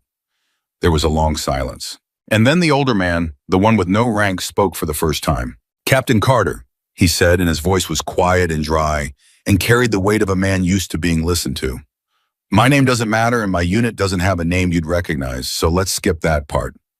I flew here this morning because of that video. I've watched a lot of people shoot in my life. I've watched the best there is. And I want to ask you a question, and I want you to answer it honestly because a lot rides on your answer. He leaned forward. Last night, the gap in the wind. How did you know it was coming? And just like that, the whole room shifted because everyone in it understood that this was the real conversation and everything before it had been noise. Emily looked at him. I watched the valley for 2 days. I watched 3 fronts move through. Every one of them gave a gap right at the leading edge when the old wind died and before the new wind started. So I knew the 4th one would too. You bet an impossible shot on a pattern you'd observed 3 times. I bet it on a pattern I understood, Emily said. 3 times was enough to understand why it happened. Once I understood why I didn't need a 4th. The physics doesn't change because it's inconvenient. The older man nodded slowly. And the cold. You lay in that position for 4 minutes in freezing rain before you took the shot. Most shooters, their hands are gone in 90 seconds. Their steadiness is shot. How did you hold? I didn't fight the cold, Emily said. You can't win that fight, so I don't have it. I accounted for it. I knew exactly how much my hands would degrade over 4 minutes because I've practiced in the cold 10,000 times, so I built a shot around the hands I'd have at minute 4, not the hands I had at minute 1. By the time I broke the shot, my hands were exactly as bad as I'd planned for them to be. No surprise, no panic, just the plan. The older man was quiet for a moment, and then he said, You built the shot around your own body, failing on schedule. Yes, that's not marksmanship, he said. That's something else. Marksmanship is putting the round where you're aiming. What you did is model an entire system, the weather, the weapon, the target, and your own physiology, all degrading and shifting over time, and then find the one instant where all of it lined up to 0. That's not a shooter's mind. That's an engineer's mind wearing a shooter's hands. He looked at General Whitaker. This is exactly what I flew out here to find out. And she's exactly what the video suggested she might be, which frankly I didn't believe until I heard her explain it. Whitaker looked between them. You want her? I want to talk to her, the older man corrected. Privately, about work she'd actually want to do. Not a poster, the opposite of a poster. Work so far in the dark that her own family will never know what she did. He turned back to Emily, and there was something almost gentle in his sharp eyes. You said you want to be a shooter, not a novelty. I'm the one man in this room who can promise you that. Everybody else wants to put you on a stage. I want to put you somewhere nobody will ever look. And I think unless I've badly misread you, that's the only offer in this room you actually want to hear. Emily's heart was doing something complicated in her chest. Because he was right. He'd read her exactly. Every other person in this room had looked at her shot and seen a story to tell. This man had looked at it and seen a mind to use, and there is no compliment in the world that lands harder on a person like Emily Carter than being seen correctly for the first time. I'm listening, she said quietly. Not here, the older man said. He stood. General, thank you for the room. Captain, walk with me. They walked out of the headquarters building and across the post, the older man and the small, quiet captain, and for a while neither of them said anything. It was Emily who broke the silence. You're not going to tell me your name, she said. No. Or your unit. No. How do I know you're real? The older man almost smiled. You don't. That's the first thing you'd have to get comfortable with. In the world I'm talking about, you operate on trust. You can't verify, and you make peace with never getting proof of anything. Some people can't do it. It breaks them. They need the certainty. They need to know the mission mattered, need the medal, need someone to say, good job. He glanced at her. But you already told me you don't need any of that. You told a 2-star general to his face that you'd rather do the work in the dark than take a national platform. If that was true, you're one of maybe a handful of people in the entire military who could do what I'm describing. If it was just something you said to sound humble, then you're not, and we'll both find that out fast, and it'll be a short conversation. Emily stopped walking. It wasn't something I said to sound humble. I didn't think it was, the older man said, but I had to hear you say it, standing still with nobody clapping, instead of in a room full of generals. Anybody can be humble when it's impressive to be humble. The question is whether you're still the same person when nobody's watching. And you know what? He looked at her, really looked the way Jack had finally looked at her on the range. I think you are. I think you're the same person on an empty range at 3 a.m. as you are with 150 people cheering. And that's the rarest thing there is, not the shot, the consistency. The shot was just how I found you. Emily didn't answer right away. She was thinking about the 20 years, the 10,000 hours nobody watched, the nights cleaning a weapon on an empty range because the steel would rust, whether or not anybody applauded. And she was realizing with a strange tightening in her throat that this stranger with no name had described her more accurately in 5 minutes than most people who'd known her for years. Why me, she said. There have to be other shooters. There are lots of shooters, the older man said. There are almost no shooters who will turn down a national platform to stay in the dark. I don't need the best hands in the Army, Captain. Hands I can find. I need the rarest temperament in the Army, and that I almost never find, and you just showed it to me in front of a 2-star general who was offering you the world. He stopped walking. So let me ask you plainly, and take your time because this is the kind of question you only get asked once. You've spent your whole career being underestimated, and last night you finally got the recognition. The whole Army knows your name this morning, and I'm offering to take all of that away, to put you somewhere so quiet that the recognition you just earned evaporates and never comes back, where you'll do the hardest work of your life and nobody will ever know you did it. He held her gaze. Most people, when they finally get the applause they waited 20 years for, they can't give it up the next morning. It's too cruel. So tell me honestly, Captain Carter, can you walk away from the one thing you spent your whole life earning the very morning after you earned it? And there it was, the real test. Not a candle at 2,700 meters. This, a question with no rifle in it at all. Emily Carter stood very still, the way she stood before every shot that mattered, and she let the question travel all the way in, and she felt the weight of it, because he was right. She had waited 20 years. She had earned it clean in a storm, in front of everyone with no luck and no excuses. And now, less than 12 hours later, a man with no name was asking her to set it down and never pick it up again. She thought about the young private who'd stood up when she walked into the chow hall. She thought about the recognition warm and new in hers. She thought about how good it had felt just for a moment to not be invisible. And then she thought about what she'd told Noah on the range 2 days ago when he'd asked her why she couldn't just let the whole thing go. The next kid who walks onto a range looking like me, somebody has to make it stop being funny. She'd said that. She'd meant it. And she understood now, standing in front of this stranger, that the recognition had never been the point.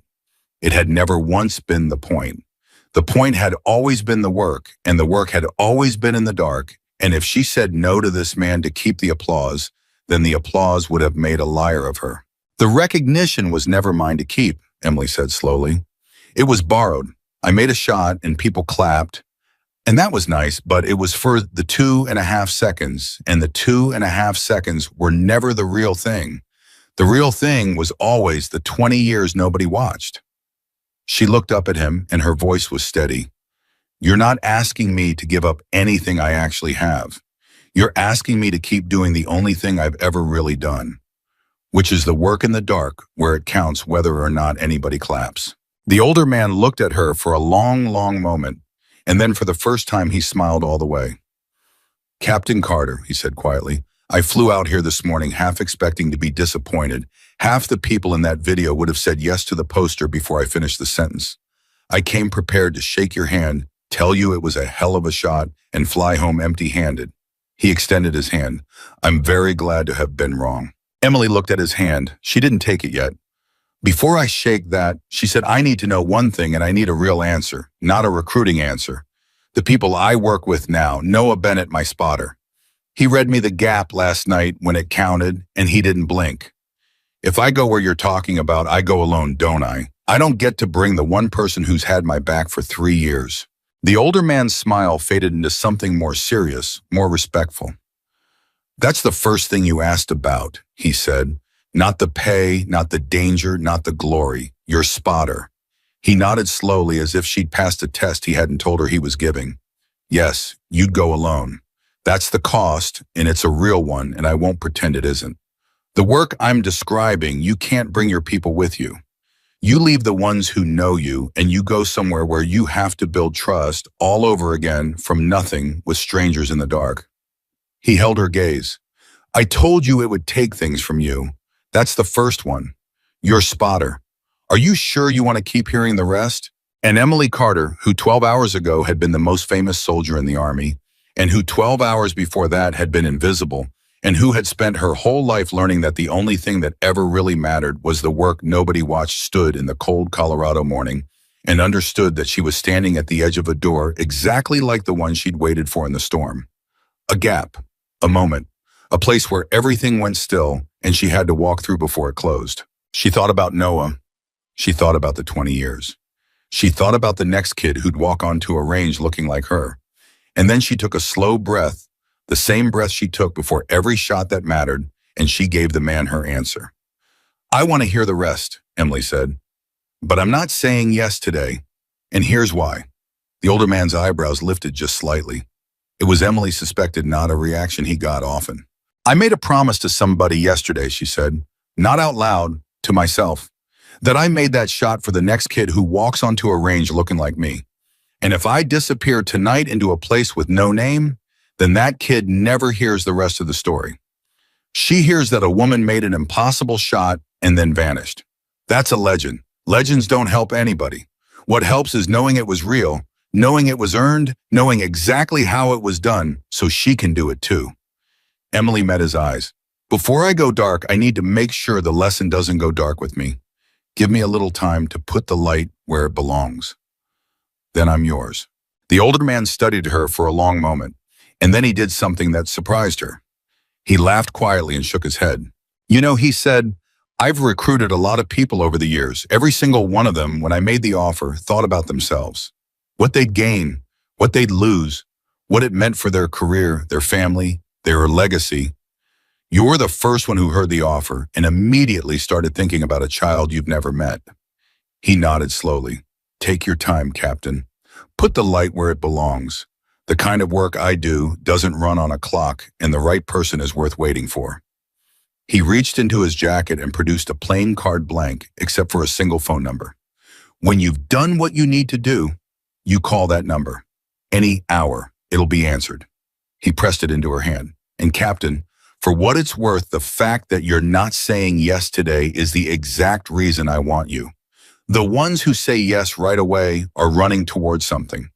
The ones worth having are the ones who finish what they started first. He turned and walked away, and Emily stood there in the cold with a blank card in her hand, and she understood that her whole life had just quietly split into a before and an after, and almost nobody would ever know it had happened. Noah was waiting for her outside the mess hall when she came back, pretending he hadn't been watching for her doing a bad job of it. Well, he said, what did the general want? To make me a poster, Emily said. Noah's face darkened. And you told him? I told him no. Noah let out a breath he'd clearly been holding. Good. Good, that's Cap. That's exactly right. You're not a... There was another man there, Emily said. No name, no rank. He offered me something else. Something in her voice made Noah stop. He looked at her, really looked the way people who've been through things together learn to look, and whatever he saw made his face change. What kind of something else? He said slowly. The kind I can't talk about. The silence between them stretched out. Noah had been her spotter for 3 years. He knew what that sentence meant. He'd seen operators disappear before good ones, 1 week there, and the next week just gone transferred to a unit nobody could name. And you learn not to ask, and you learn that I can't talk about it was the closest thing to goodbye you were ever going to get. When, Noah said, his voice had gone rough. Not yet. I've got something to do first. Something that matters more than the timing. She looked at him. But yeah, Noah, when it happens fast, and it happens quiet, and I won't get to explain it. So I'm telling you now while I can, so you're not standing on a range 6 months from now wondering where I went. Noah was quiet for a long moment. Then he did something Emily didn't expect. He didn't argue. He didn't tell her not to go. He just nodded slow and stuck out his hand, and when she took it, he held on a beat longer than a handshake needed. You read me the gap for 3 years, he said.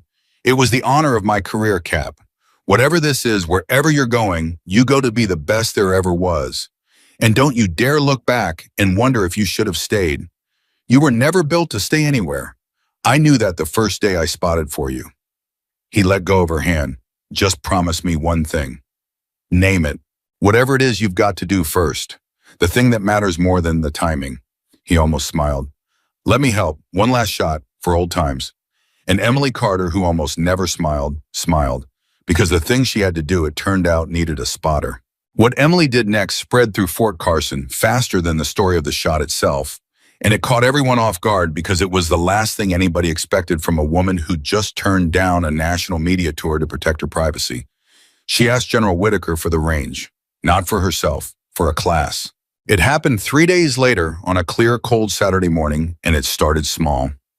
Emily put out word quietly through the chief instructors that any soldier on the post who'd ever been told they didn't have the build for something, any soldier who'd ever been sized up in a single glance and filed away as not enough was welcome to come to the range at 0800 and learn what she knew.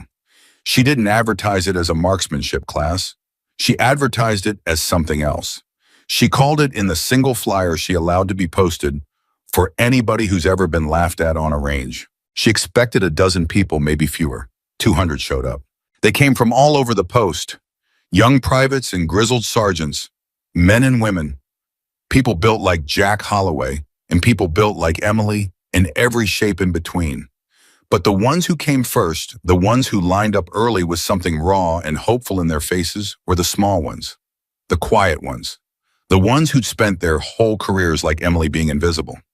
Word had reached them somehow that one of their own had done something impossible, and now she was going to tell them how, and they had come from every corner of the installation to hear it. And Jack Holloway came too. He came late, and he stood at the back, and he didn't say anything, and Emily saw him there and understood exactly what it cost a man like him to stand at the back of a class instead of at the front of a formation. She caught his eye across the crowd and gave him the smallest nod, and he returned it, and neither of them needed to say anything else. Emily stood in front of 200 people who'd been told they weren't enough, and she didn't give them a speech about believing in themselves. She was too honest for that, and she knew a speech would evaporate the second they walked off the range. I'm not going to tell you that you can do anything you set your mind to, Emily said. Her voice carried clear across the cold morning. That's not true, and you know it's not true, and I'm not going to insult you with it. Some things really are out of reach. I will never be as strong as Sergeant Holloway back there. That's not a mindset problem. That's physics, and physics doesn't care about my feelings. A ripple of surprised laughter went through the crowd. But here's what they don't tell you. Almost nothing in this world is actually decided by strength. We just tell ourselves it is because strength is easy to see and easy to measure, and the real thing, the thing that actually wins, is almost invisible. She held up her hand. 3 days ago, I put a round through a candle wick at 2,700 meters in a storm in the dark. And I want to be very clear with all of you about how I did it, because there's a lie going around that it was talent, and the lie is dangerous because if it was talent, then none of you can learn it. So let me kill the lie right now. And Sheila looked out over them. It wasn't talent.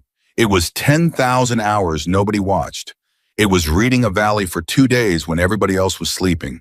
It was practicing in the cold until I knew exactly how my hands would fail, so that when they failed on the night that counted, it wasn't a surprise.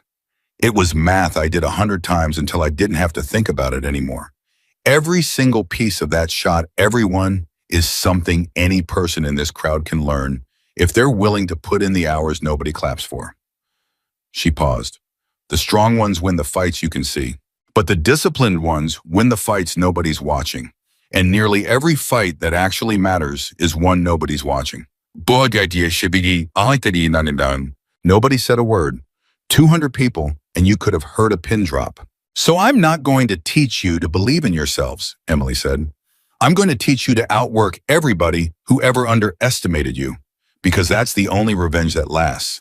You don't beat a man like the one who lifted a rifle out of my hands by getting angry at him. You beat him by getting so good that one day he has to stand at the back of your class and watch you teach. She glanced at Jack, and this time there was warmth in it, and to his enormous credit, Jack Holloway smiled and dipped his head, taking it, owning it, the whole crowd turning to look at him and him not flinching from a single one of their eyes. And then Emily said the thing that Noah would remember for the rest of his life. There's a kid out there somewhere, she said, quieter now. Some kid who's built like me. Small, quiet, about to walk onto a range for the first time and hear a laugh. And that laugh is going to try to tell her what she is before she's ever had a chance to find out for herself. I can't stop the laugh, neither can you, but we can make sure that when she hears it, she's got somewhere to go. Somebody who's been where she's standing and can tell her the laugh is wrong and can prove it and can hand her the tools to prove it herself. She looked out over the 200 faces. That's what this is. That's the whole reason I'm standing here instead of on some television set. I turned down the cameras because cameras don't teach anybody anything. But this teaches. So let's get to work. And for the next 6 hours, Emily Carter taught. Not the 2.5 seconds of the shot. The 20 years underneath it. How to read wind that wouldn't hold still. How to build a shot around your own body failing on schedule. How to be patient enough to wait for a gap you couldn't see yet and steady enough to walk through it before it closed. How to do the work in the dark over and over on the days nobody watched, because those were the days that made the difference on the one day that counted. Noah spotted for the demonstrations, and Jack, at some point without being asked, moved from the back of the crowd to the equipment tables and started helping the youngest soldiers get set up behind their rifles, correcting their positions with the same big hands that had lifted a rifle away from Emily a week before. And Emily watched it happen and understood that the lesson had landed in the one place she'd most needed it to land. By the end of the day, something had changed on that range, and everybody felt it, and nobody could quite put it into words. 200 people who'd shown up carrying the private weight of every time they'd been written off walked away a little lighter, carrying something else instead. And it wasn't confidence, exactly because Emily had refused to hand them empty confidence. It was a plan, a path. The knowledge that the thing they'd been told they didn't have wasn't strength at all, and the thing that actually mattered was available to anyone willing to put in the hours. That evening, as the range emptied out and the light went gold and long across the valley, Jack Holloway found Emily at the equipment table cleaning her rifle, the same way Noah had found her the night of the shot. You could have said yes to the cameras, Jack said. You'd have reached 10 million kids instead of 200 soldiers. I'd have reached 10 million kids for about a week, Emily said, not looking up from the bolt. And then the news would have moved on, and none of them would remember my name. These 200, though. She nodded out at the empty range. Every one of them is going to go be a sergeant someday, a team leader, an instructor. And every one of them, when some small, quiet kid walks onto their range and somebody laughs, is going to remember today. That's how you actually reach 10 million kids, Jack.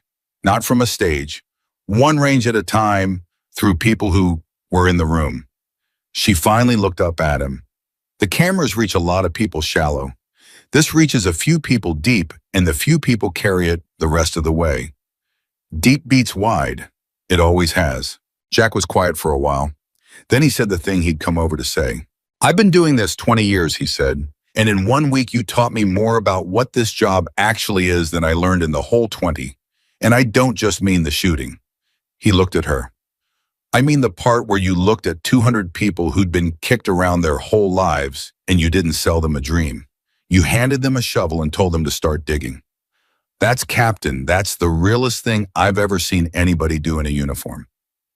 And I've seen a lot. Emily set down the bolt. Can I tell you something, Jack? And it stays between us. Always. I almost said yes to the cameras. She said it quietly, and it was clearly a confession, clearly something that cost her.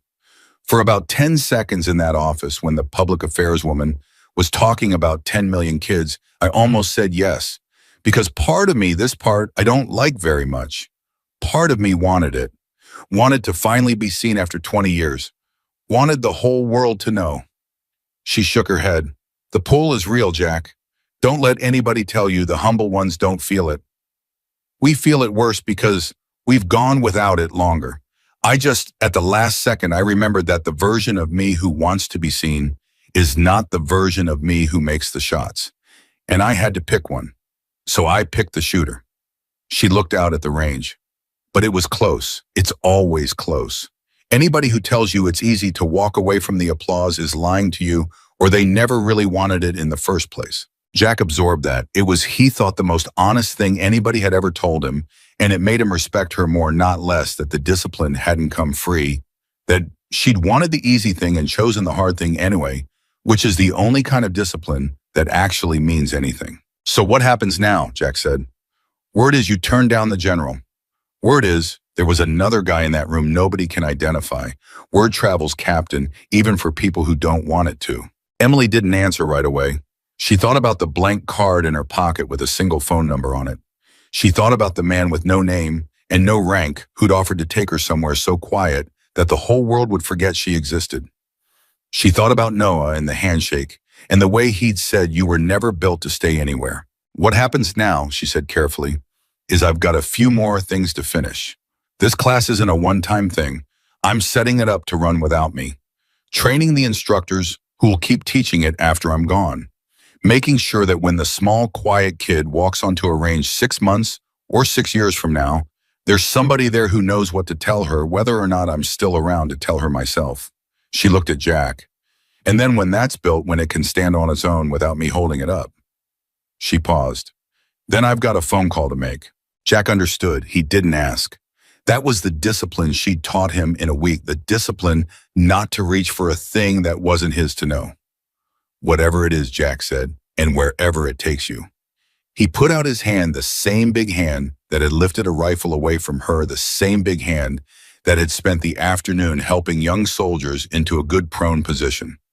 It was the honor of my career to be wrong about you, Captain Carter. I mean that, every word. Emily took his hand, and for the first time since the whole thing had started, the two of them stood there, the big loud sergeant and the small quiet captain, not as adversaries and not as teacher and student, but as something like equals two people who'd both learned the same lesson from opposite ends of it, and there was a peace in it that neither of them had words for. You weren't wrong about me, Jack, Emily said. You were just early. You saw me before I'd shown you anything. That's the mistake everybody makes. It's not that they think small and quiet means weak. It's that they decide before they've seen. You decided in a glance. She let go of his hand. But here's the thing. The night of the shot, when the weather turned, and you told me there was no shame in calling it, you gave me an out. And I've thought about that a lot since, because a cruel man doesn't give you an out. A cruel man wants to watch you fail. You gave me a way to walk away with my dignity in the rain in front of everybody. That's not the act of a man who's decided you're worthless. That's the act of a man who's already starting to wonder if he got it wrong. She almost smiled. You started coming around before the bullet ever left the barrel, Jack. You just didn't know it yet. The shot didn't change your mind. It just gave your mind permission to catch up to where your gut was already going. Jack Holloway stood there and let that land. And it landed deep because it was true. And he'd never quite understood it until she said it. And he realized that this was the last gift she was going to give him. The truth about himself that he couldn't quite see on his own handed to him plainly and without cruelty, by the one person who had the most right to be cruel to him and had chosen every single step of the way not to be. The sun went down over the valley. The range went dark, and somewhere out past the berms, invisible now in the failing light, An old, stripped truck still sat with a whole white candle on its hood. A candle with no wick. A small monument that nobody had thought to move, standing quiet in the dark as evidence that the impossible had happened here, and would be teachable, and would happen again in other hands on other nights long after the woman who'd first proven it had vanished into a place with no name to go, prove it somewhere the world would never see. The candle stayed on that truck hood for a long time, and it became, without anyone deciding it should, a kind of landmark.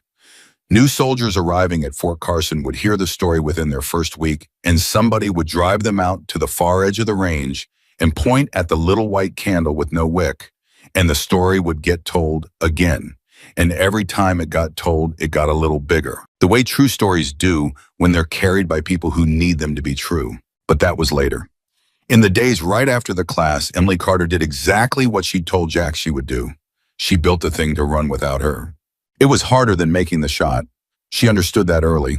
A shot, however impossible, was a single event, a door that opened once and closed once, and all she had to do was be ready to walk through it.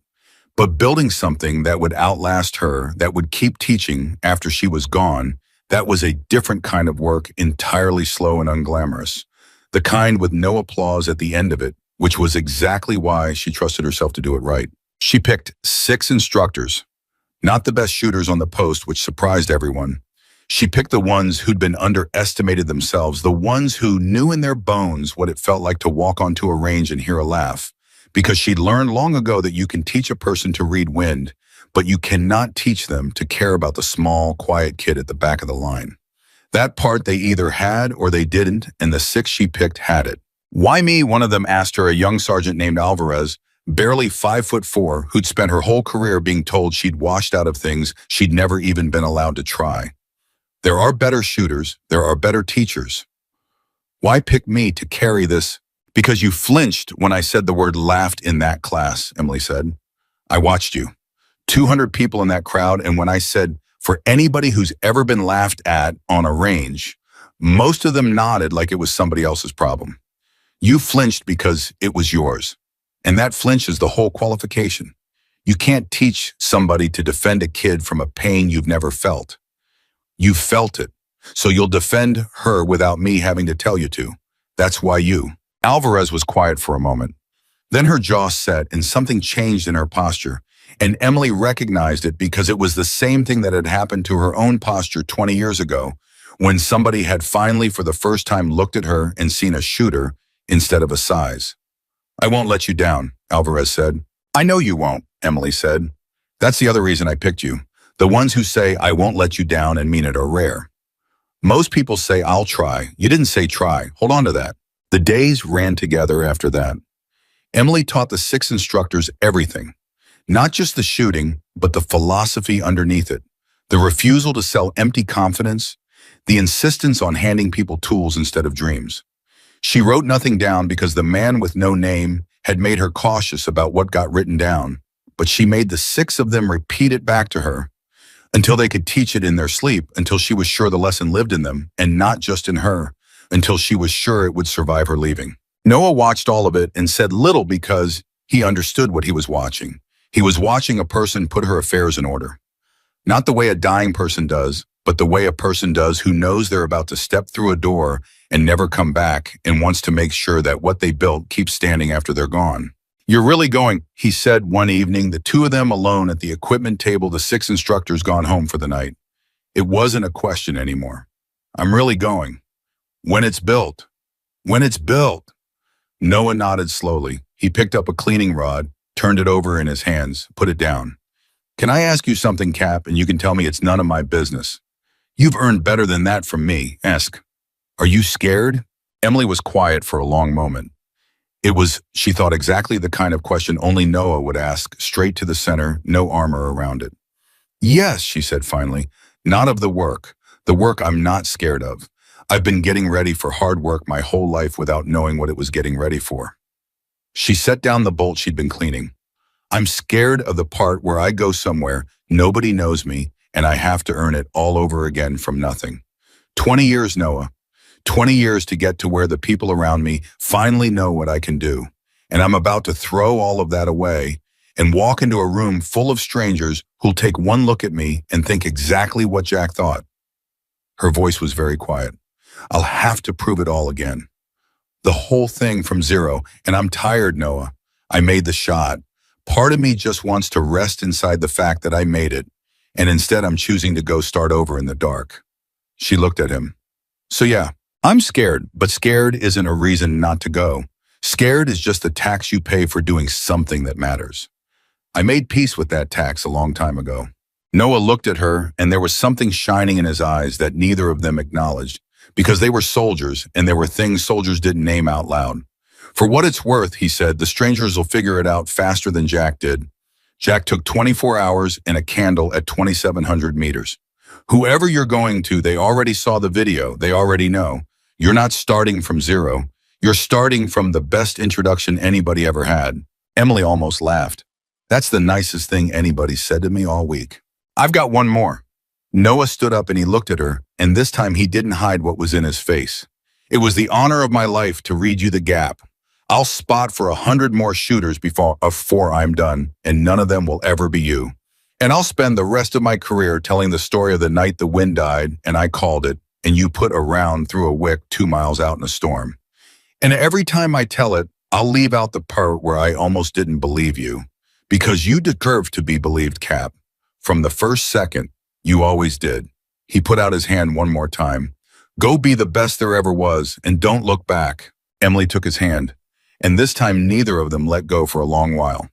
The last thing she did before she made the phone call was drive out to the far edge of the range alone at dusk, to the old stripped truck with the candle on its hood.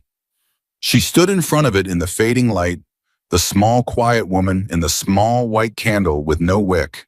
And for a long time, she didn't do anything at all. She was thinking about the kid, the one she'd never met, the one who was going to walk onto a range somewhere someday small and quiet, and hear a laugh and have to decide in that moment whether the laugh was going to tell her what she was or whether she was going to tell it. And Emily understood standing there that she'd done everything she could for that kid. She'd made the shot. She'd taught the class. She'd built the thing to run without. Her pick the 6 who'd carry it made sure the lesson would survive her leaving. The candle would stand here as proof. Alvarez and the others would keep teaching. And when the kid walked onto that range and heard the laugh, there would be somebody there who knew exactly what to tell her and could prove it and could hand her the tools to prove it herself. It was, Emily thought, the best thing she'd ever built. Better than any shot. A shot ended the moment the bullet stopped. This would keep going long after she was gone in hands she'd never see on nights she'd never know about. And that was the whole point that had always been the whole point in the work in the dark that mattered precisely because nobody was watching it and it kept happening anyway. She reached out and touched the top of the candle, the clean, flat place where the wick used to be, where a bullet had passed through in a storm and put out a flame and left the wax standing. And then she turned and walked back to her truck, and she took the blank card out of her pocket, and she looked at the single phone number printed on it, and the last light went out of the valley, and Emily Carter, who 12 days ago had been invisible, and who for one bright week had been the most famous soldier in the army, made the choice to become invisible, again on purpose, forever. Because the work was in the dark, and so from now on was she. She dialed the number, it rang once, and a voice she recognized, quiet and dry and patient, said, Captain Carter, I was starting to wonder, is it built? Can it stand without you? It's built, Emily said. It can stand. Then it's time. It's time, Emily agreed. There was a pause on the line, and then the man with no name said the last thing anyone at Fort Carson would ever hear about where Emily Carter went. Pack light, he said. Say your goodbyes tonight. And Captain, the people where you're going, they don't know your name, and they never will. You'll walk in as nobody. You'll have to earn it all over again from the ground up with people who will doubt you until you show them. A pause. But I think that's exactly why you said yes, isn't it? Because you already know how to do that. You've been doing it your whole life. Emily looked out at the dark valley, at the invisible truck, at the candle she couldn't see anymore, but knew was standing there in the dark. Yes, she said quietly, that's exactly why. And she hung up the phone and she drove back through the dark toward the barracks to say her goodbyes. And behind her the range lay silent and empty, and the candle stood on the truck hood with no wick and no flame, waiting for the next small quiet person who'd come to learn that the impossible was only impossible until somebody disciplined enough refused to believe it. She said her goodbyes that night, and they were quiet ones because Emily Carter had never been a person for big farewells. She found Noah first in the barracks, and she didn't make a speech. She just handed him her spotting notes, 3 years of them, everything she'd ever learned about reading wind that wouldn't hold still. And she said, "Teach these to somebody worth teaching." And he took them, and that was the whole goodbye. And it was enough because between the two of them, it had always been the things they didn't say that carried the most weight. She found Jack the next morning before dawn at the range because she knew he'd be there. He always was. "You're leaving today," Jack said. It wasn't a question. "I am." He nodded. He didn't ask where. He'd learned that much. But he stood there in the gray pre-dawn light with his hands in his pockets, and Emily could see there was something he wanted to say and couldn't find the shape of, and she waited because she'd learned that Jack Holloway needed room to get to hard things. "I keep thinking about the moment I lifted that rifle out of your hands," he said finally. "I've replayed it about 1,000 times, and every time I want to reach back into it and stop myself, grab my own arm. Tell that guy that version of me from 2 weeks ago, you have no idea who you're talking to. Put the rifle down. Watch. Just watch." He shook his head slowly. "But I can't. It's done. I said it in front of my whole team and I can't take it back." "You don't want to take it back," Emily said. Jack looked at her, surprised. "If you take it back," she said, "then none of the rest happens. You don't stand up on that truck and eat your words in front of 150 people. You don't move from the back of my class to the equipment tables to help the young ones into a good prone. You don't learn the thing you learned. The mistake is the reason you grew, Jack. Take back the mistake and you take back the growth. So no, don't reach into that moment and stop yourself. Let it stand. It made you better. Most mistakes don't. This one did. Be grateful for it and move on." Jack absorbed that the way he'd absorbed everything she'd told him over the last 2 weeks, slowly letting it change the shape of something inside him. "You know," he said, "you've got a way of taking the worst thing a person's done and handing it back to them like it was a gift." "That's because it usually is," Emily said. "People just can't see it while they're still ashamed of it. Shame blinds you to the lesson. You have to get past the shame before you can pick up what the mistake left you." She looked at him. "You're past it now. That's why I could tell you. 2 weeks ago you weren't, and it would have just sounded like I was letting you off the hook. Now it sounds like what it is, the truth." Jack was quiet for a long moment. Then he stuck out his hand one last time.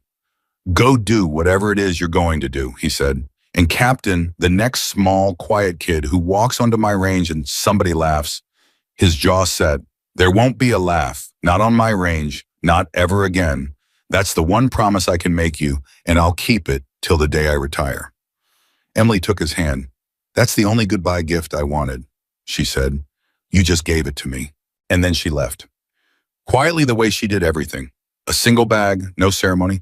A vehicle came for her at 0700, and she got in it, and it drove her off the installation. And by 0800, Captain Emily Carter was gone from Fort Carson as completely as if she'd never been there at all. And almost nobody saw her go. You know. But here's the thing about a person like Emily Carter. You can take her off an installation. You can send her somewhere with no name.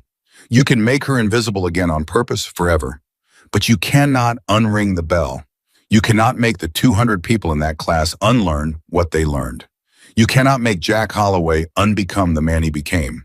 The shot was 2.5 seconds, but the shot was never the point. The point was everything the shot set in motion, and that kept moving long after the woman who'd fired it had disappeared into the dark. 6 months later on that same range, a new soldier arrived at Fort Carson. Small, quiet, a young private named Reyes, barely 19, who joined up against the advice of everybody in her life, all of whom had looked at her and seen a size instead of a soldier. And on her 3rd day, she walked onto the range for the first time carrying a rifle that looked almost too big for her, and somewhere behind her, a big, loud specialist, who didn't know any better, started to laugh. He didn't get the first word out, because Master Sergeant Jack Holloway was on that range, and Jack Holloway crossed the distance between them in about 4 strides, and he got right up in that specialist's face, and the whole range went silent. And what Jack said, he said quietly, but everybody heard it. "You see something funny," soldier. Sergeant, she's kind of small to be.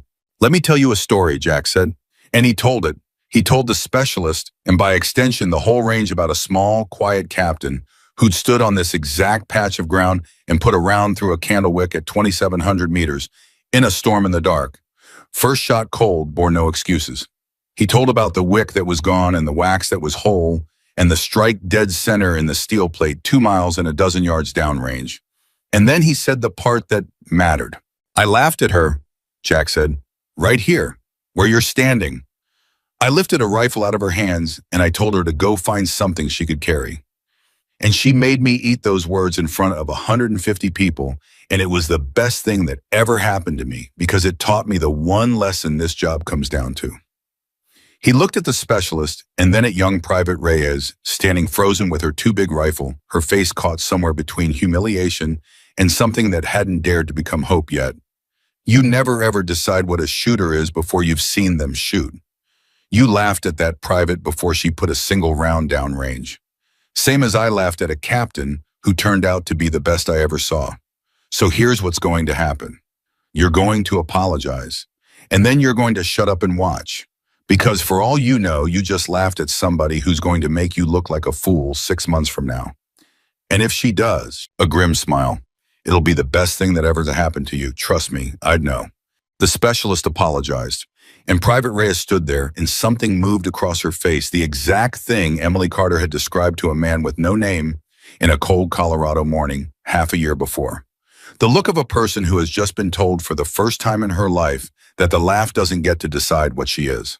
And then a young sergeant named Alvarez, 5'4", who'd been underestimated her whole career and had been picked by Emily Carter for exactly one reason, stepped forward and put a hand on Private Reyes' shoulder and said, "Come with me.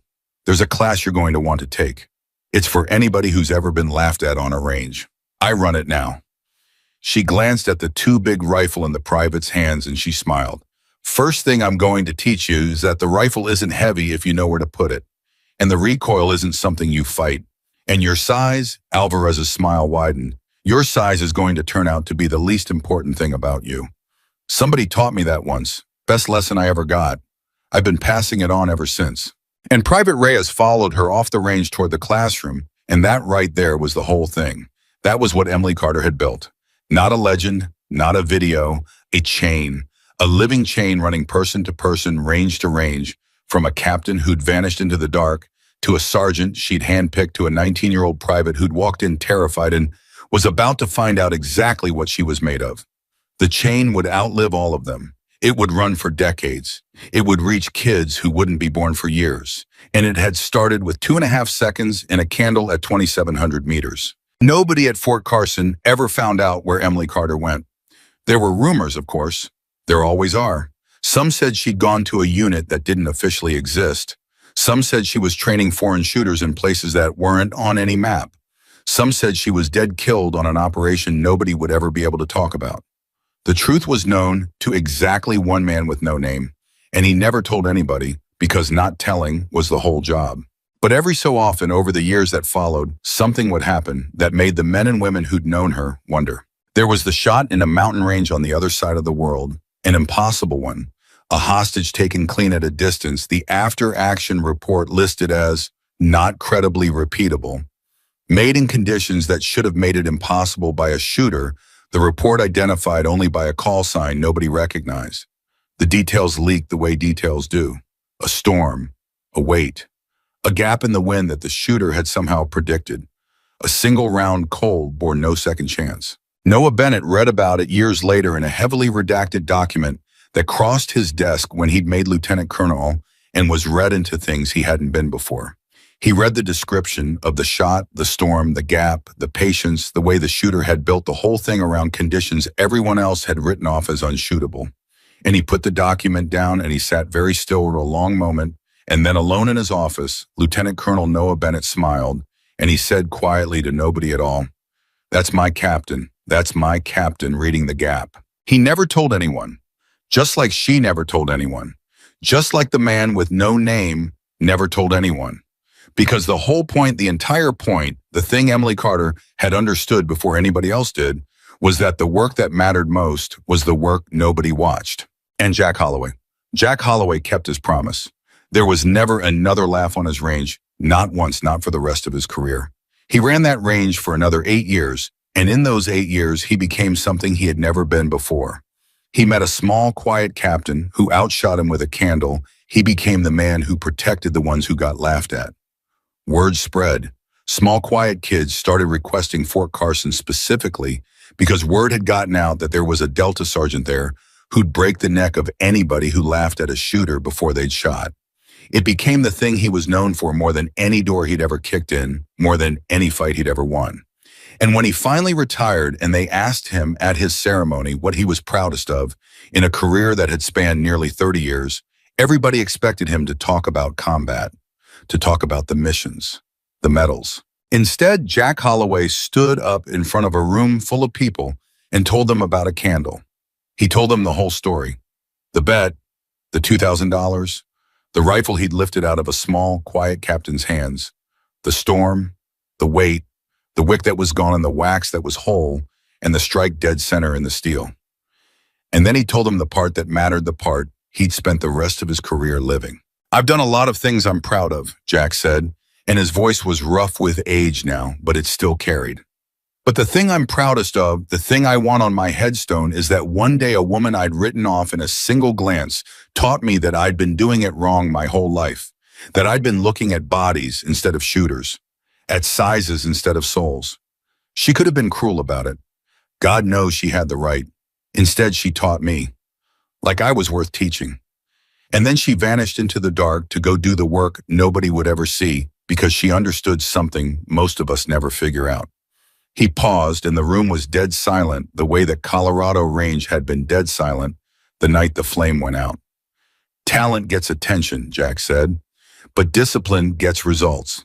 She told me that standing in the rain the night she shattered every belief I had about what a warrior could be. And I've spent every day since trying to be worthy of having stood next to her." He looked out at the room. "Wherever she is right now, and I don't know where, and I'm not allowed to know, I hope somebody just underestimated her again. Because I promise you, whoever they are, they're about to learn the same lesson I did, and they're going to be better for it. Same as I was." He sat down, and the room came to its feet, all of them, and the applause rolled over him, and Jack Holloway understood at long last that the applause had never been the thing. The thing was the work. The thing was the chain. The thing was a 19-year-old private 6 years back who hadn't been laughed at because he'd learned not to let it happen. The thing was invisible, and it was the only thing that had ever mattered, and it had taken a candle at 2,700 meters to teach him to see it. And somewhere in a place with no name on a range that wasn't on any map, a small, quiet woman lay behind a rifle in conditions that everybody around her had said were impossible. New people. Strangers who'd taken one look at her and thought exactly what Jack Holloway had thought all those years ago. She'd walked in as nobody. She'd had to earn it all over again from the ground up, from zero, just like the man with no name had promised. And some big, loud operator somewhere in that unit had probably laughed the first time he saw her pick up a rifle too big for her frame. She didn't argue. She'd never argued. She just looked at the impossible target, and she waited patient as the earth for the gap in the wind she knew was coming, because she'd read the pattern and understood the why, and understood that the physics didn't change because it was inconvenient. She emptied herself out, poured all of it away until there was nothing left but the numbers and the target and the storm and the door she knew would open. Her breathing slowed. Her heartbeat came under her control.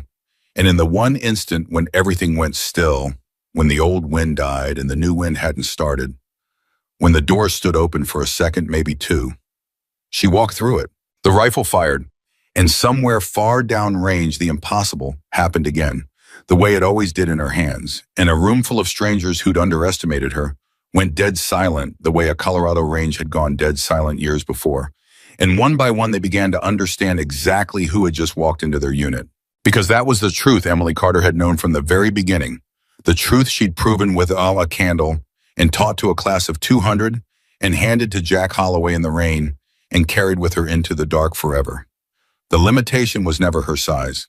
The limitation was never the rifle or the distance or the storm or the cold. The limitation was always only the assumption in other people's eyes that skill had anything to do with appearance. And every single time somebody made that assumption, she did the same thing. She stayed quiet. She did the work nobody watched. And then when it counted, she reached down into 10,000 hours of discipline that none of them had bothered to imagine. And she shattered their assumptions so completely that they were never able to make it again. She didn't just hit a candle at 2,700 meters that night in Colorado. She proved once and for all in a way that could never be argued with that a warrior is not built from the outside in. A warrior is built from the discipline nobody sees in the dark on the nights that don't count by the people patient enough to wait for the gap and steady enough to walk through it before it closes. That was the lesson. That was the whole lesson. And Emily Carter spent the rest of her life in places with no names teaching it to anyone foolish enough to laugh before they had seen her shoot. The candle still stands on that truck hood at Fort Carson to this day. It has no wick. It has never been moved. And every small, quiet soldier who arrives at that installation gets driven out to see it and gets told the story and learns before they ever fire a single round that the impossible is only impossible until somebody disciplined enough refuses to believe it. Her name was Captain Emily Carter. They laughed at her once. They never laughed twice.